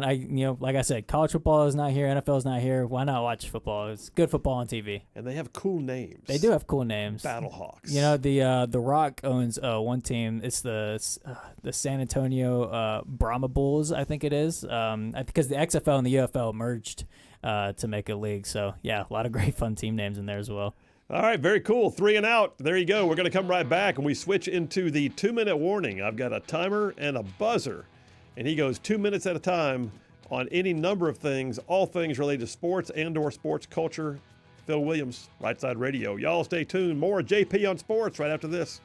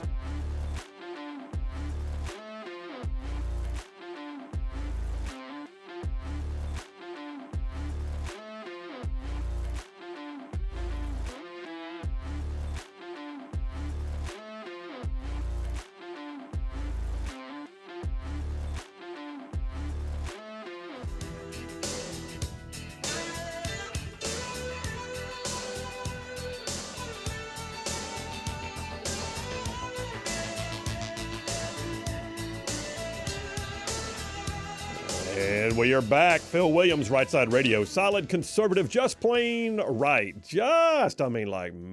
Making common sense like a superpower. Pulling pins on truth grenades. That's right, giving you all the truth you can slap on a bumper sticker. All right, bulletproof influence. What else can I say? All right, let's go back to it. JP on Sports, round number 2. We call this one the 2-minute warning. This is where he's got a series of 2 minutes to go into whatever he wants to about sports, and I've got the timer and the buzzer. Go, man. So first, I don't know if you've seen this. The Yankees have introduced these torpedo bats. Torpedo bats, yes. So they started off the year, and they noticed that the barrel on the Yankees bats were like twice the size as normal. And apparently they had an MIT, professor go in, and he was able to actually shift some wood from the handle that you don't use. It's not really needed. And was able to morph the bat and shift the wood to the barrel. So you're not adding any more wood. You're just moving wood where, it's in the handle, moving it to the barrel. And my first reaction was, there's absolutely no way that that's legal. And I think that was everybody's reaction to that. Yeah, that's my first thought. However, the torpedo bats are still within regulation of, they're still within the size that's required for an MLB bat. So it's fair game. And actually, I didn't mention this earlier, but the Braves have actually placed an order for some torpedo bats themselves. No kidding, really? Yeah, to try maybe turn some things around. But I don't know. And it's the age where steroids aren't allowed, and obviously more home runs is going to do better numbers for baseball. But that's just amazing to me that the Yankees were able to figure out a way to make the barrels bigger. Leave it to the Yankees to figure out a way to do that. There's always going to be somebody that finds that new inner, you can look back to Richard Petty getting his car banned because it was too fast at NASCAR. Yeah. I mean, somebody's going to find out a way. Yeah, it's but I didn't even know that was possible to morph it to where you move wood from the handle all the way to. I mean, they figured it out, so props to them. But I saw some pitcher put out a statement or something, or he was asked in an interview and said, "Well, it's the Yankees, so MLB is going to be okay with it." And it's like it's not wrong. But we got 20 seconds left, so they're making a difference. Like they're putting more distance on the ball. Yeah, the Yankees have set a record. So one game they had back-to-back home runs, and then the next inning the first batter had a home run. Good Lord. That's 4 home runs within 2 innings. So yes. Yeah, there it is. All right, reset. That's a crazy story. I know, that's nuts. I love that. Okay, go ahead and play. Go. All right, so there's been a lot of talk about Bama's QB battle and during spring practice, and I've said Auburn's got their QB. They went in the portal without him, so there's really no stories from Auburn spring training to go into. Battle. They did, yeah. So, but Bama on the other hand, they got to replace their QB with Jalen Milroe, and the Keelan Russell came in, the highest Bama recruit ever. Battling against Ty Simpson, who is a fifth year coming back. He's waited his time as a backup this whole time. So people were kind of waiting on bated breath. The first kind of story to figure out where things were in the QB battle. Former Alabama quarterback Greg McElroy, who is now in the media world for SEC Network, has his own radio show as well, put out like an article saying from what he's seeing and what he's hearing, this job is pretty much Ty Simpson's already during spring ball. And, I would have guessed that this would be Ty Simpson's job to lose, but now we pretty much have confirmation from somebody in the media who's in the know and seen it that Ty Simpson's starting to distance himself from Keelan Russell and Austin Mack in this QB battle. So it looks like Ty Simpson will be the guy this year for Alabama. Bar, knock on wood, nothing crazy happens during spring ball, and he's not able to. But it in a world of NIL and the transfer portal, and it would have been so easy for Ty Simpson to go anywhere else. I mean, this was a 4-star rated quarterback, a top rated recruit out of high school, had to sit behind Bryce Young and Jalen Milroe at Alabama. He could have gone anywhere and been a starter right away, but yet he waited his time and, put in the hard work in the background while being a backup. And now he's getting his time and his turn to be the Bama starting quarterback. And so I think that's just a success story. In the world, we don't see many players do that at all. It looks like, the amount of time Ty Simpson waited will pay off for him right now. So there's still some time in spring ball, like I said, but as of right now, it looks like Ty Simpson will be the guy for Bama this year. Wow, there he goes. Right on the buzzer. All right, stop the clock, reset, go. So I wasn't even aware of this story, but you brought it up, and this is something I gotta talk about. I've looked on Twitter real quick. So apparently there's a USA fencer, Stephanie Turner, who had to go up against a male in a fencing tournament, and instead of going up against him, decided to take a knee and pretty much forfeit against the, obviously she's not going to go up against him. I mean, that's a sport of fencing. That's dangerous. Going up against somebody, that's a physical, sport. Longer that is, reach, well, yes, yeah, everything. Literally every advantage up against her. And she went on Fox News and said there's nothing for me and everything for him. She's got all to lose, and I mean he's got every advantage in this. But USA Fencing, they put out a for show statement. But then they said, while we understand there are a range of perspectives, USA Fencing will continue to engage in respectful, research-based dialogue and review as policy evolves, and said hate speech or targeted hate of any kind is not acceptable. What does that even mean? I don't know. It's such gibberish. It's condoning it without saying we condone it. And it's, they talked about research-based dialogue. How about the research of a guy going up against a girl as an unfair advantage? How about that for research? How about last year he competed as a guy? Yes. It's so that, and the hate speech or targeted hate, God forbid we say anything mean about the guy going up against girls, but if the guy would have injured the girl and put her out of competition, nothing would have been said. No. Nothing would have been said from USA Fencing for that. But what she did, I think, I took a lot of bravery, and in a world where unfortunately, the congressmen and folks who are making the laws are not willing to protect these girls, and they voted against Tuberville's Protect Women and Girls Act. I mean, they're going to have to protect themselves, apparently. So props to her. Well, you were right at the buzzer, and the music's already playing. There it is. Great story. Great job. JP on sports. Coming up next, hour number 3, and we're going to kick it off with Butters and Lee. Y'all stay tuned. We'll be right back.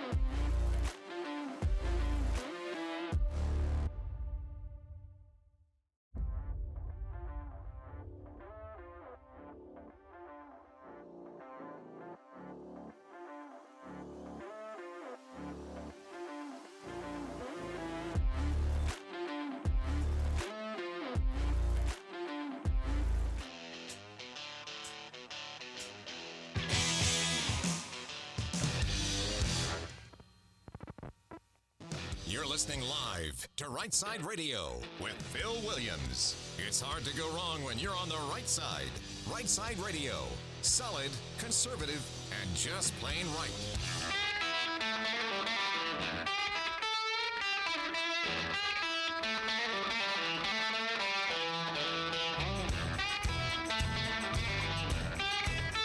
Alabama's and Tennessee's syndicated news talk leader, Rightside Radio. Phil Williams here live in the Rightside studios. Man, we got the local, the state, the national, covering down on all the issues. And oh yeah, like the dude just said, solid, conservative, and just plain right. Well, welcome to hour number 3 on a Friday.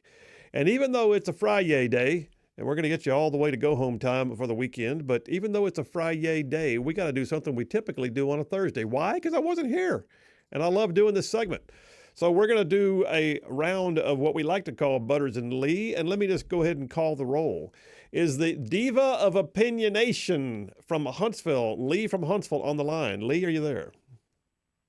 I am here. You are the diva of opinionation. All right.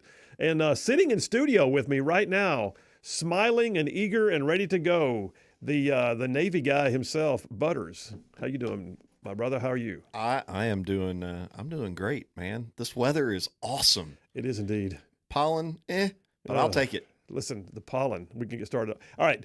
Hey, by the way, y'all keep texting in because we're going to have all your text messages up after Butters and Lee. But right now, I pronounce a quorum, so hit me some whoop-whoops.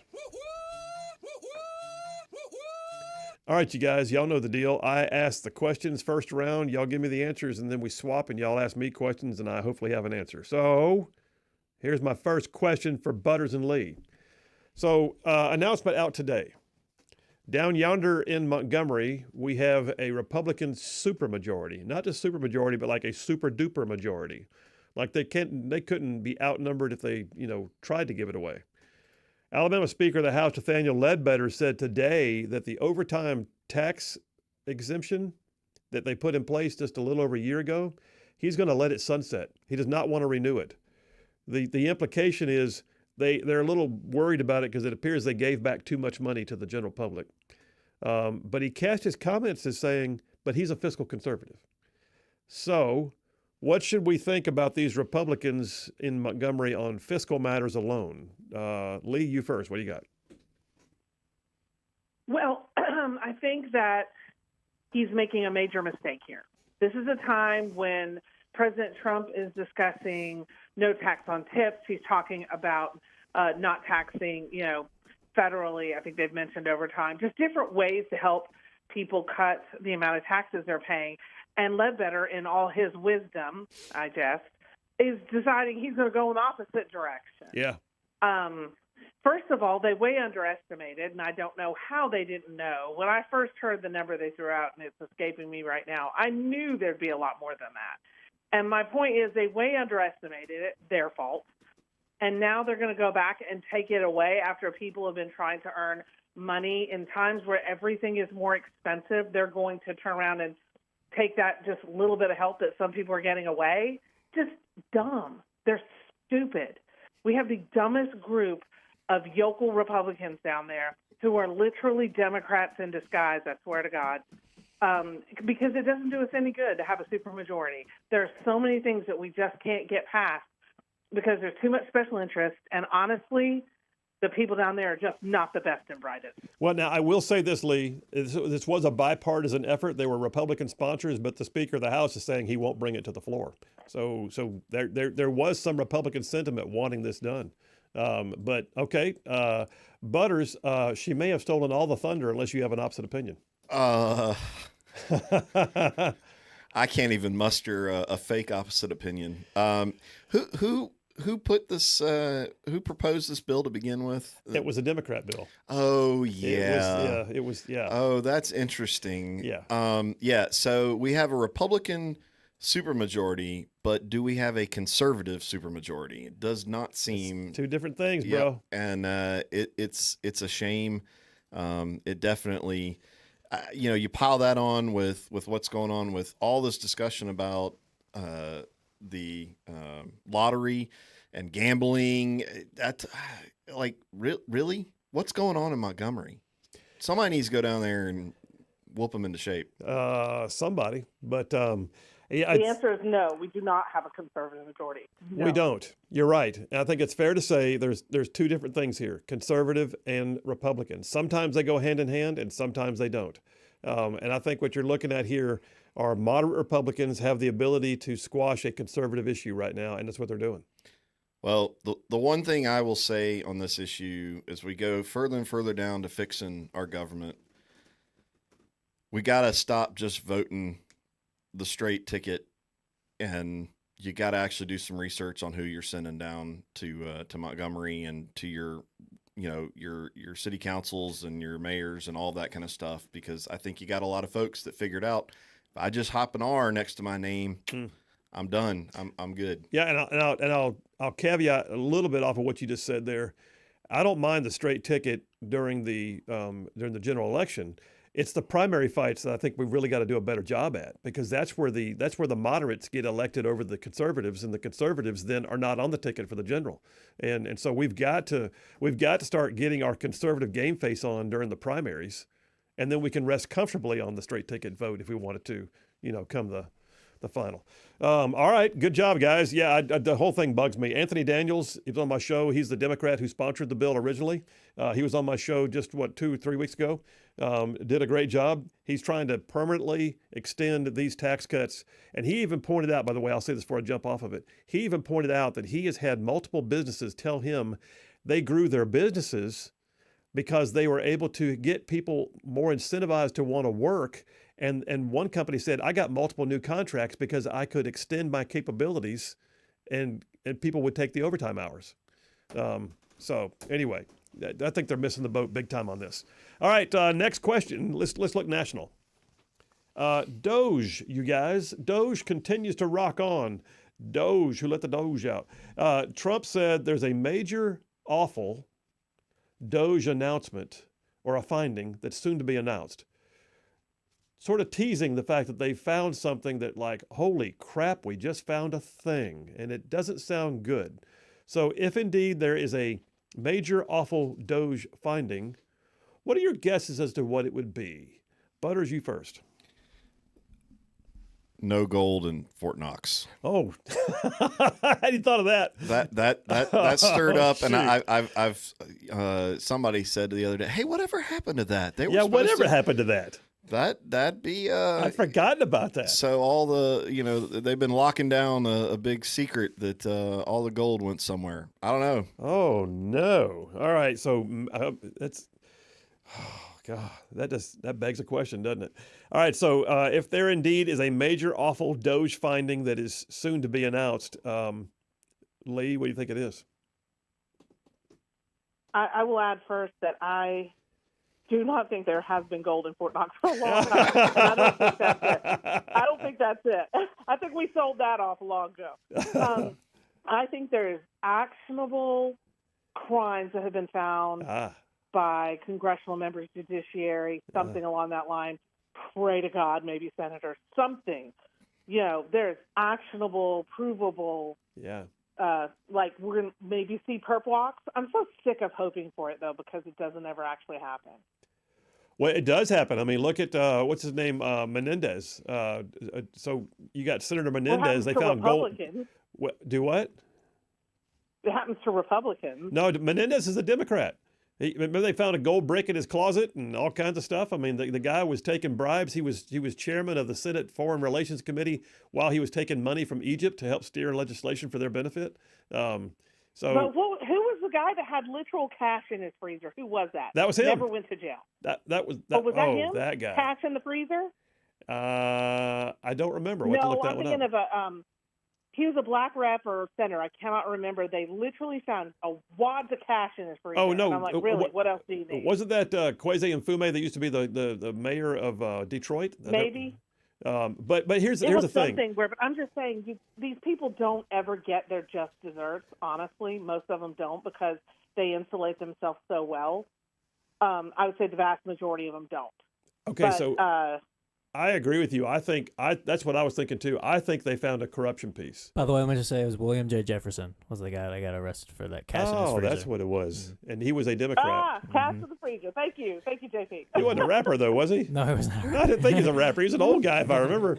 All right, so the bottom line, Lee, is I agree with you. That's where I was thinking it was headed. Now, the gold in Fort Knox has got me freaking out because you may be right. But I think they found the trace elements because they said they were looking for this that shows how grants from USAID went out to NGOs who then paid Democrats to run for office.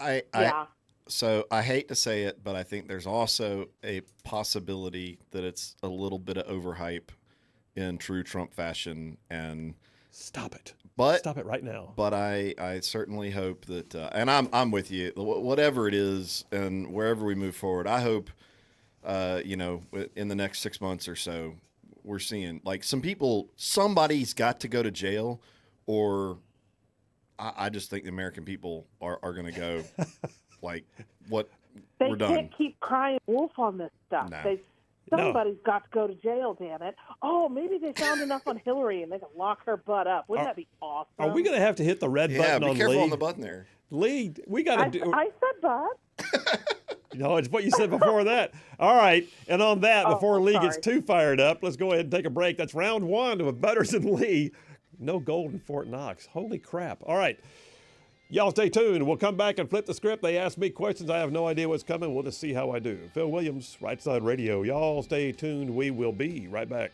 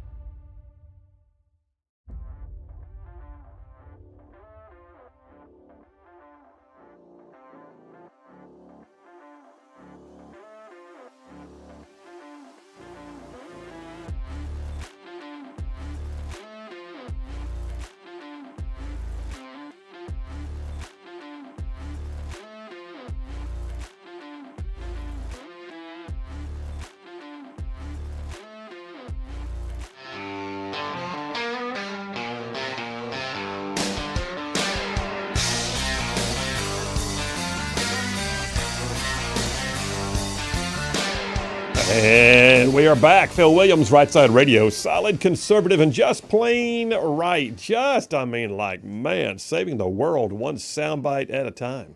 All right, we run into round 2 now of Butters and Lee. This is where we flip the script and they ask me a question, any question, and I just hope that I have any kind of an answer.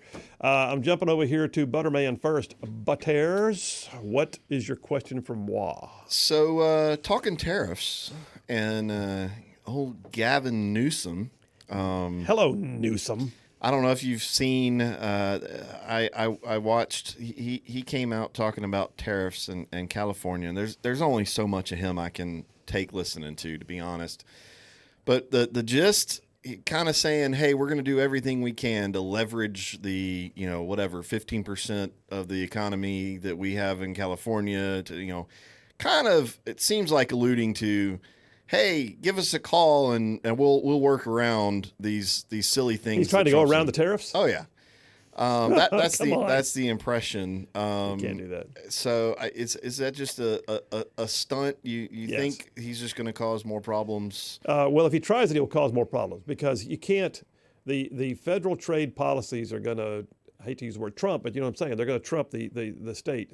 The states cannot violate trade policy because they want to willy-nilly. I mean, if they want to have privateers smuggling into the ports and no one knows it, then good luck with that. But they're not going to have a California, tariff-free zone, and the federal government just go, that's okay, you do you, California. It's not going to work. So Newsom knows that. Newsom's blowing smoke. If he's saying anything, he's saying, I'm having my legal team look at it, and he still won't have any success because Newsom's a knucklehead. And I think from now on, I want to find a way to use a sound effect of when that guy Newman always walked in on Seinfeld. They go, "Hello, Newman." I want to do that with Newsom. Hello, Newsom. Well, and that was my thought. The level of incompetence that they seem to have. It's I don't a cacistocracy. Yeah, I don't know how you could even come close to thinking you could actually pull something off and coordinate it well enough. Newsom is an example of a cacistocracy conducting jackassery. I get to use both words at one time. Wow. How about that? All right, let me jump over to Lee. Hey, Lee, what you got? By the way, Butters, that's because he's related to Nancy Pelosi. He thinks he's untouchable. All right, so my question is, I know that they've been really trying to get Dale to do a town hall of some kind, right? Dale Strong? People have just been, yes. Not Dale Jackson. You don't want a Dale Jackson town hall. You want a Dale Strong town hall. No, but nobody wants that. Ouch. Yeah, he's got a voice for the newspaper. He always says a face for radio and a voice for the newspaper. Yeah, so Dale Strong, I think the longer he waits, I get it's a catch-22, I really do, but the longer he waits, the worse it's going to get, I think. And although those people that are demanding it don't really want a town hall. They don't want a town yell hall. And scream and yeah, they want to yell and scream and pitch a fit and have and have it on camera, and so it can just be used. We've seen it before in other parts of the U.S. But I think there is a way.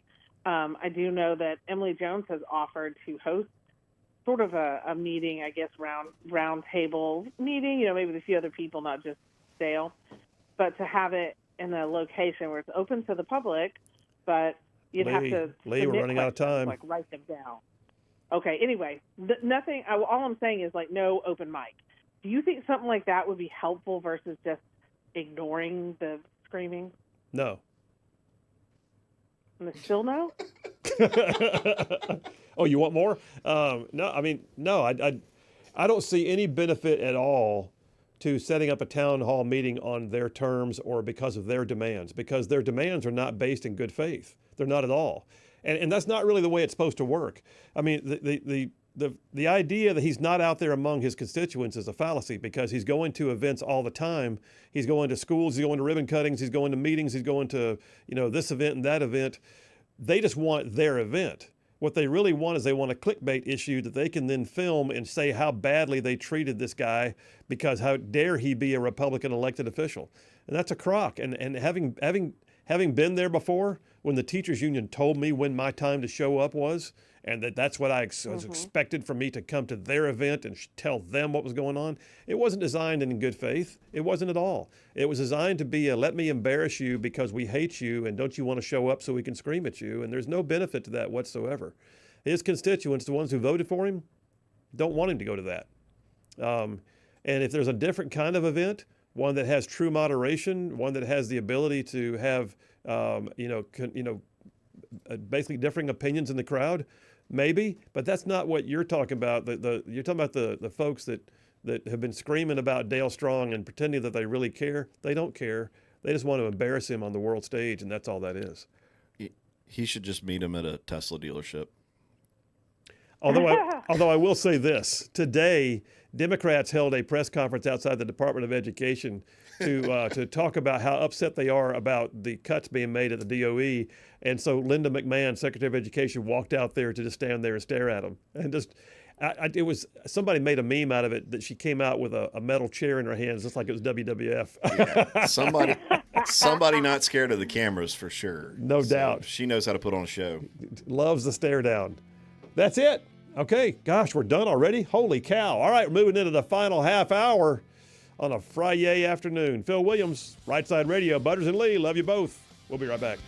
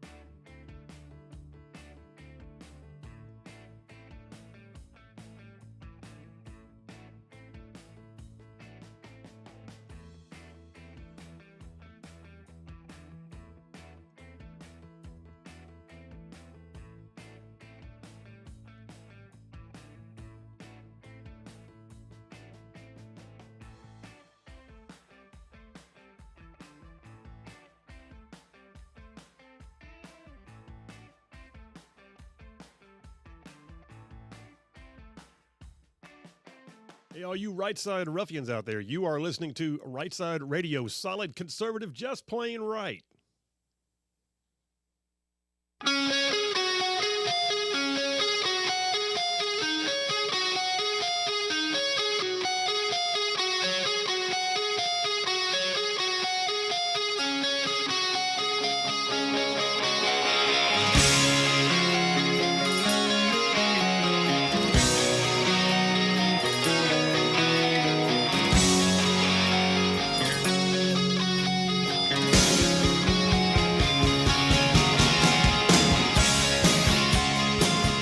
And we are back. Phil Williams, Rightside Radio. Solid, conservative, and just plain right. Just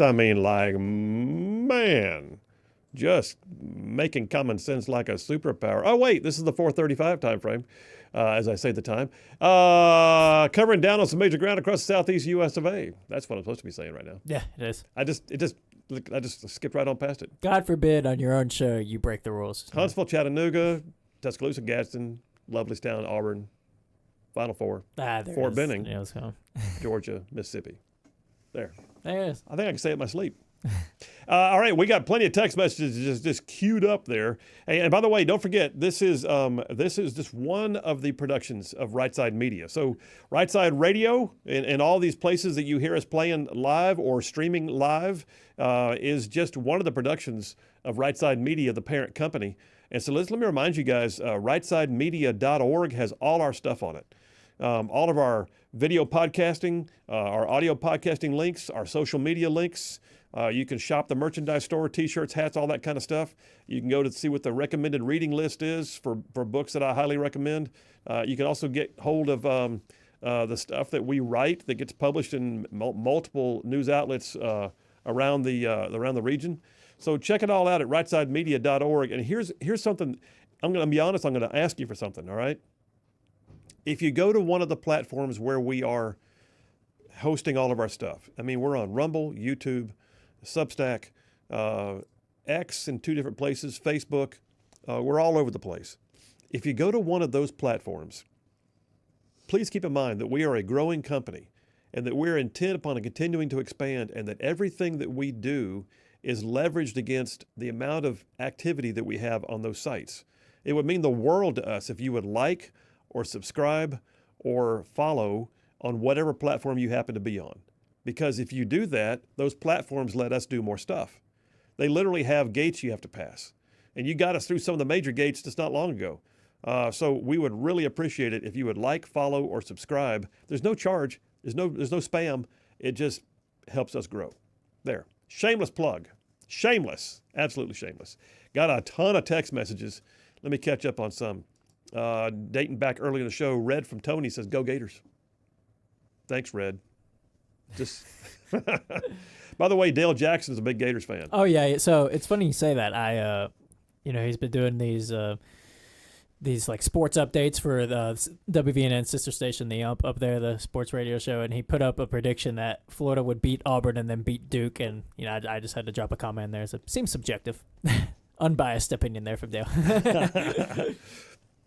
Oh boy, but Red from Tony also says, by the way, where's the free for all Friday question so somebody can win that shirt? Stop it. That's. I guess he's also referencing Dale's free for all Fridays. Yeah. We do have a brand new shirt in the merch store, and I tell you what, we'll do something sometime soon to give one away. How about that? Jenkins from Sneed, Alabama, says looking towards the future after everything stabilizes due to the tariffs. I agree. Absolutely. Richard from Madison says, I would say Roll Tide in a heartbeat, but my money and my daughter and my son-in-law attended Auburn. Come on, JP, suck it up, he says. Can't do it. Got too much Bama in me, man. David from Buc-ee's says, by the way, did you just say that really? Mm-hmm. That's what the guy who poisoned the tumor's tree said. Oh, sorry. So don't ever say that on my show again. David from Buc-ee's says, JP, any thoughts on the Yankees' new bat? And you just heard it a while ago. Yeah. I'm still tripping over that. That's, hey, intuition. Jeff from Indiana says, Phil, I-65 is a 4-lane interstate today. It needs to be a 8-lane. I've never seen so much traffic as I have today. It's everywhere. What is everybody coming back from spring break? No, spring break was over last week, wasn't it? Yeah, pretty much. I don't know. I mean, I think he's just maybe talking in general. I don't know. We've seen Ainsworth have that push lately for. You saw he went up to the White House to talk to Trump apparently about expanding, I-65. Did he really? I don't know. Or did he go up there to say, "Would you endorse me if I ran for governor?" That's more likely what happened. But what's even funnier is they put out this graphic of like before and after. It's like, what's gonna happen after they expanded to 3 lanes, and it was just one more lane. It's like, thanks for the graphic. No, that's what that meant. By the way, he went up there to meet with Trump. Did he release a picture of himself with Trump in the White House? No, he just puts a picture in front of the White House thing with a thumbs up. Okay, that's not the same thing. It's not. But he put in there, he said, happy to talk to Trump today about expanding I-65, whatever. So who knows if he actually did, but he says he did. So if you went up there for, and by the way, I love Will Ainsworth, so I'm not picking, but I guess I am. If you went up there to have a meeting with Trump. Pick him with love. Pick him with love. Everybody who walks in the Oval gets a picture in the Oval, and they know they're going to use that, in their campaign literature or whatever else later. And if he had a picture with Trump, you think he would have posted that. If he posted a picture of himself outside the White House doing a thumbs up saying, I met with Trump, it sounds more like he went to the lieutenant governor's luncheons with all the lieutenant governors in the nation, sat in the big room, and when they asked for questions, he was able to raise that one. I didn't think about it that way. If he had a picture with Trump, he probably would have posted that one. I'm just saying. I'm just saying. Mike from Florida says, up on the roof removing the 2 5-gallons of what? Hang on a second. I got a picture. Am I missing something here? Okay. So Mike is posting a picture of his work site.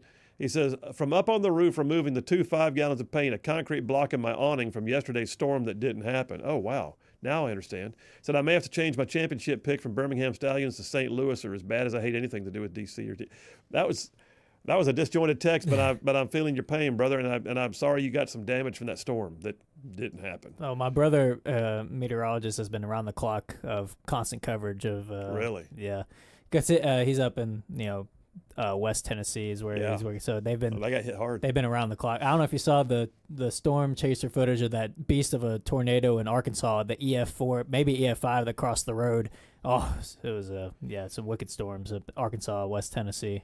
Well, I know because it hosed my travel. I was going back and forth to D.C. the last few days, and my original flight was canceled because it was coming from the west, and then my follow-up flight got delayed, and I want to say somewhere like 4.5, 5 hours behind schedule, and it was all because of the storms that were nowhere near D.C., but they were impacting all the flights. Yeah.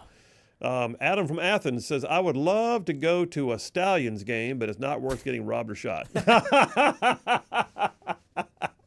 That might be the text of the day. He deserves a sound effect. What do you got for him over there? That's oh my gosh.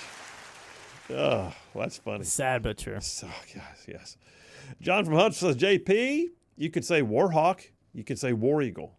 See? You said Warhawk earlier when you were talking about the who has the Warhawk team? I don't remember even saying Warhawk. Yes, you did. We talked about it was part of the UFL? UFL. Oh, I probably said one of the team names. No, it's not the same. Is it the thing. one The Rock owns?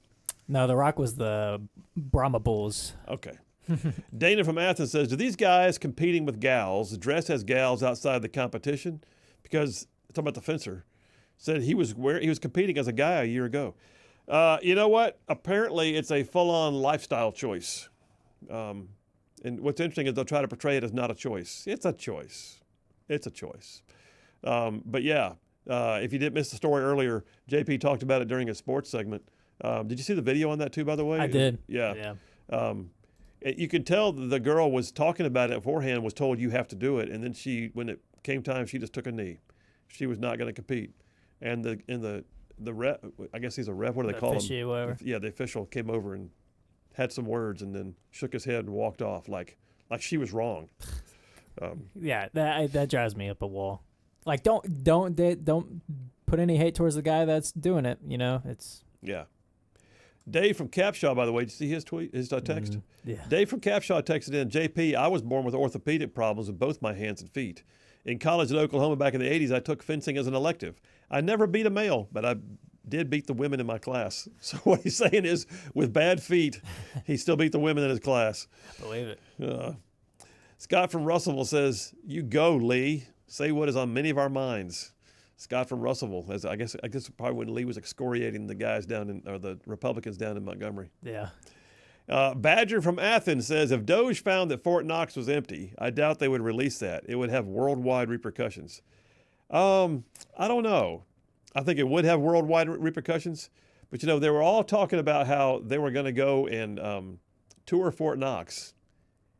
And I hadn't thought about it, but it did just kind of go away, didn't it?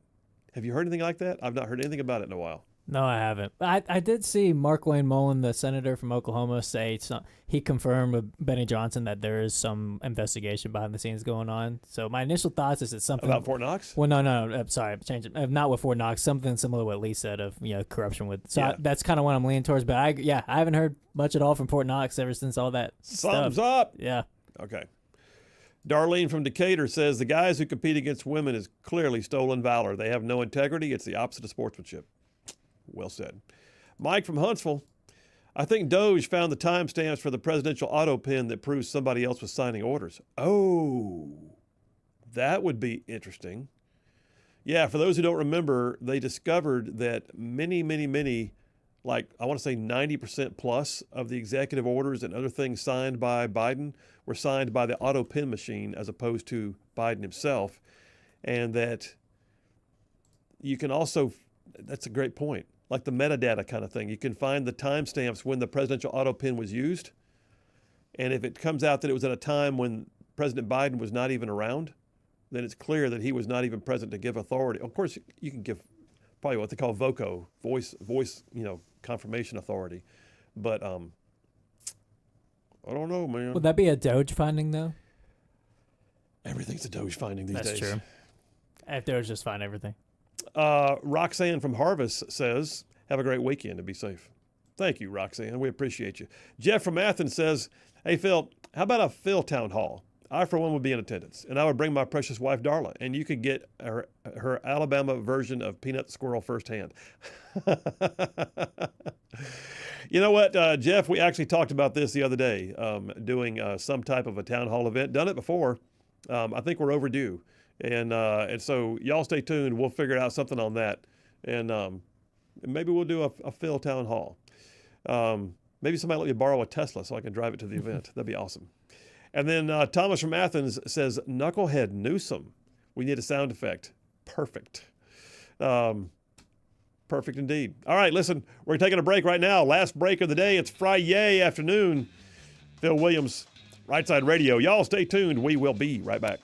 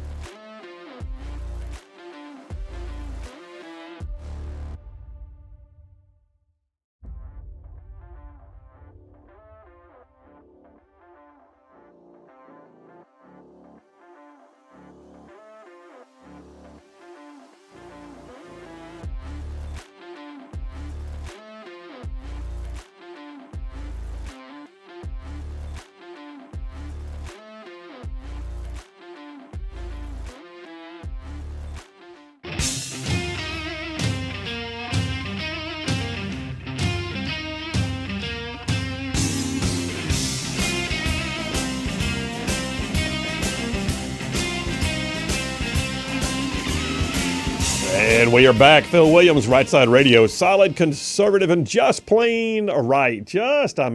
Man, making common sense like a superpower.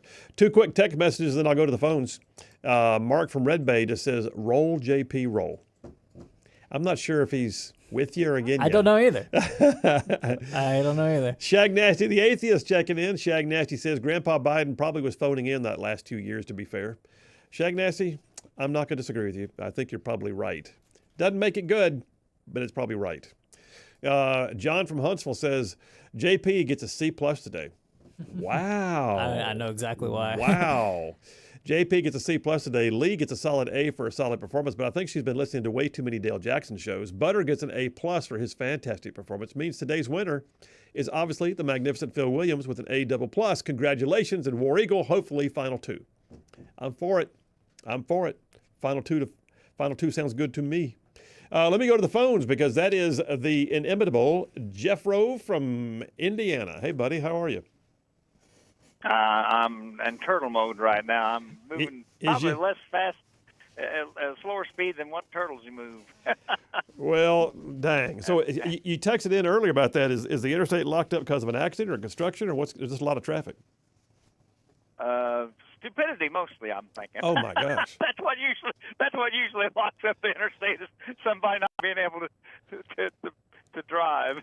Listen, man, I was coming down Highway 431 last night, coming back from Huntsville towards the Gadsden area, and some good old boy was literally driving on my side of the interstate for a good little stretch there, and I had to start flashing the lights, and anyway, it was fun.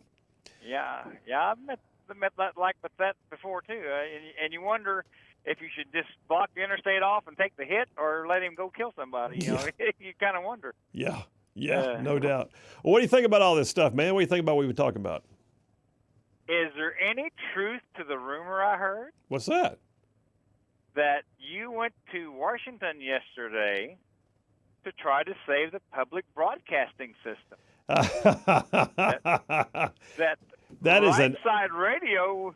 Rightside Radio is going to be the foil to the liberal part of it, and just to save it to keep it getting their federal fundings. I can neither confirm nor deny. And no, I will deny. No, I didn't know where you were going there for a minute. I was like, what does he know? Well, we didn't know where you went yesterday either. No, there is the folks at NPR don't want me. If they do, they need to call soon because otherwise they're going to be out of business.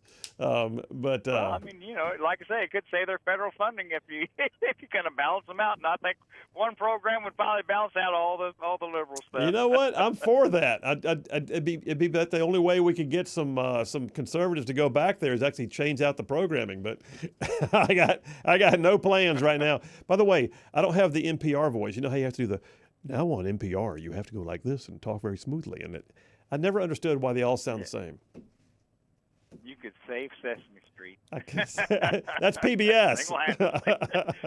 well, PBS needs to. Well, it can be you broadcast your show as well. So okay, so why not? mark it down, JP. Here on April the 4th, 2025, towards the end of the show, we just got the prompt that we should go be the ones who save NPR by getting them to adopt our program and put us nationwide. Noted.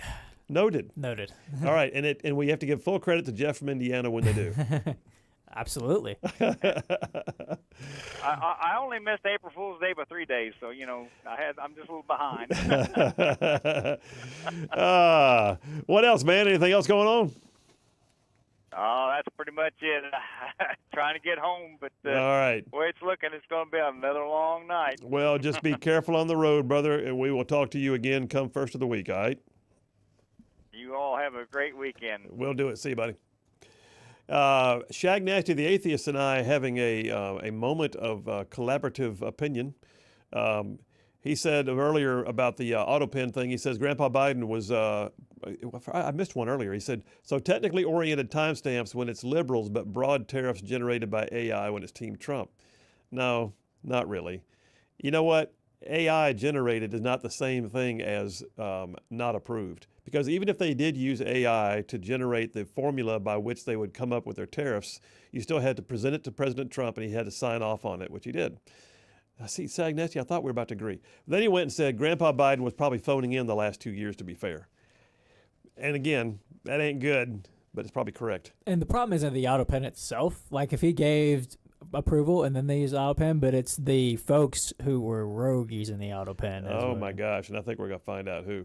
And then Shag Nasty follows up by saying, I'm against corruption as anyone in both parties need to be cleaned out, but to sit here and think that Trump isn't dumping the stock market right now, I thought what he's trying to say is Trump did tariffs on an international scale just to benefit his own stock portfolio. That's what he's saying.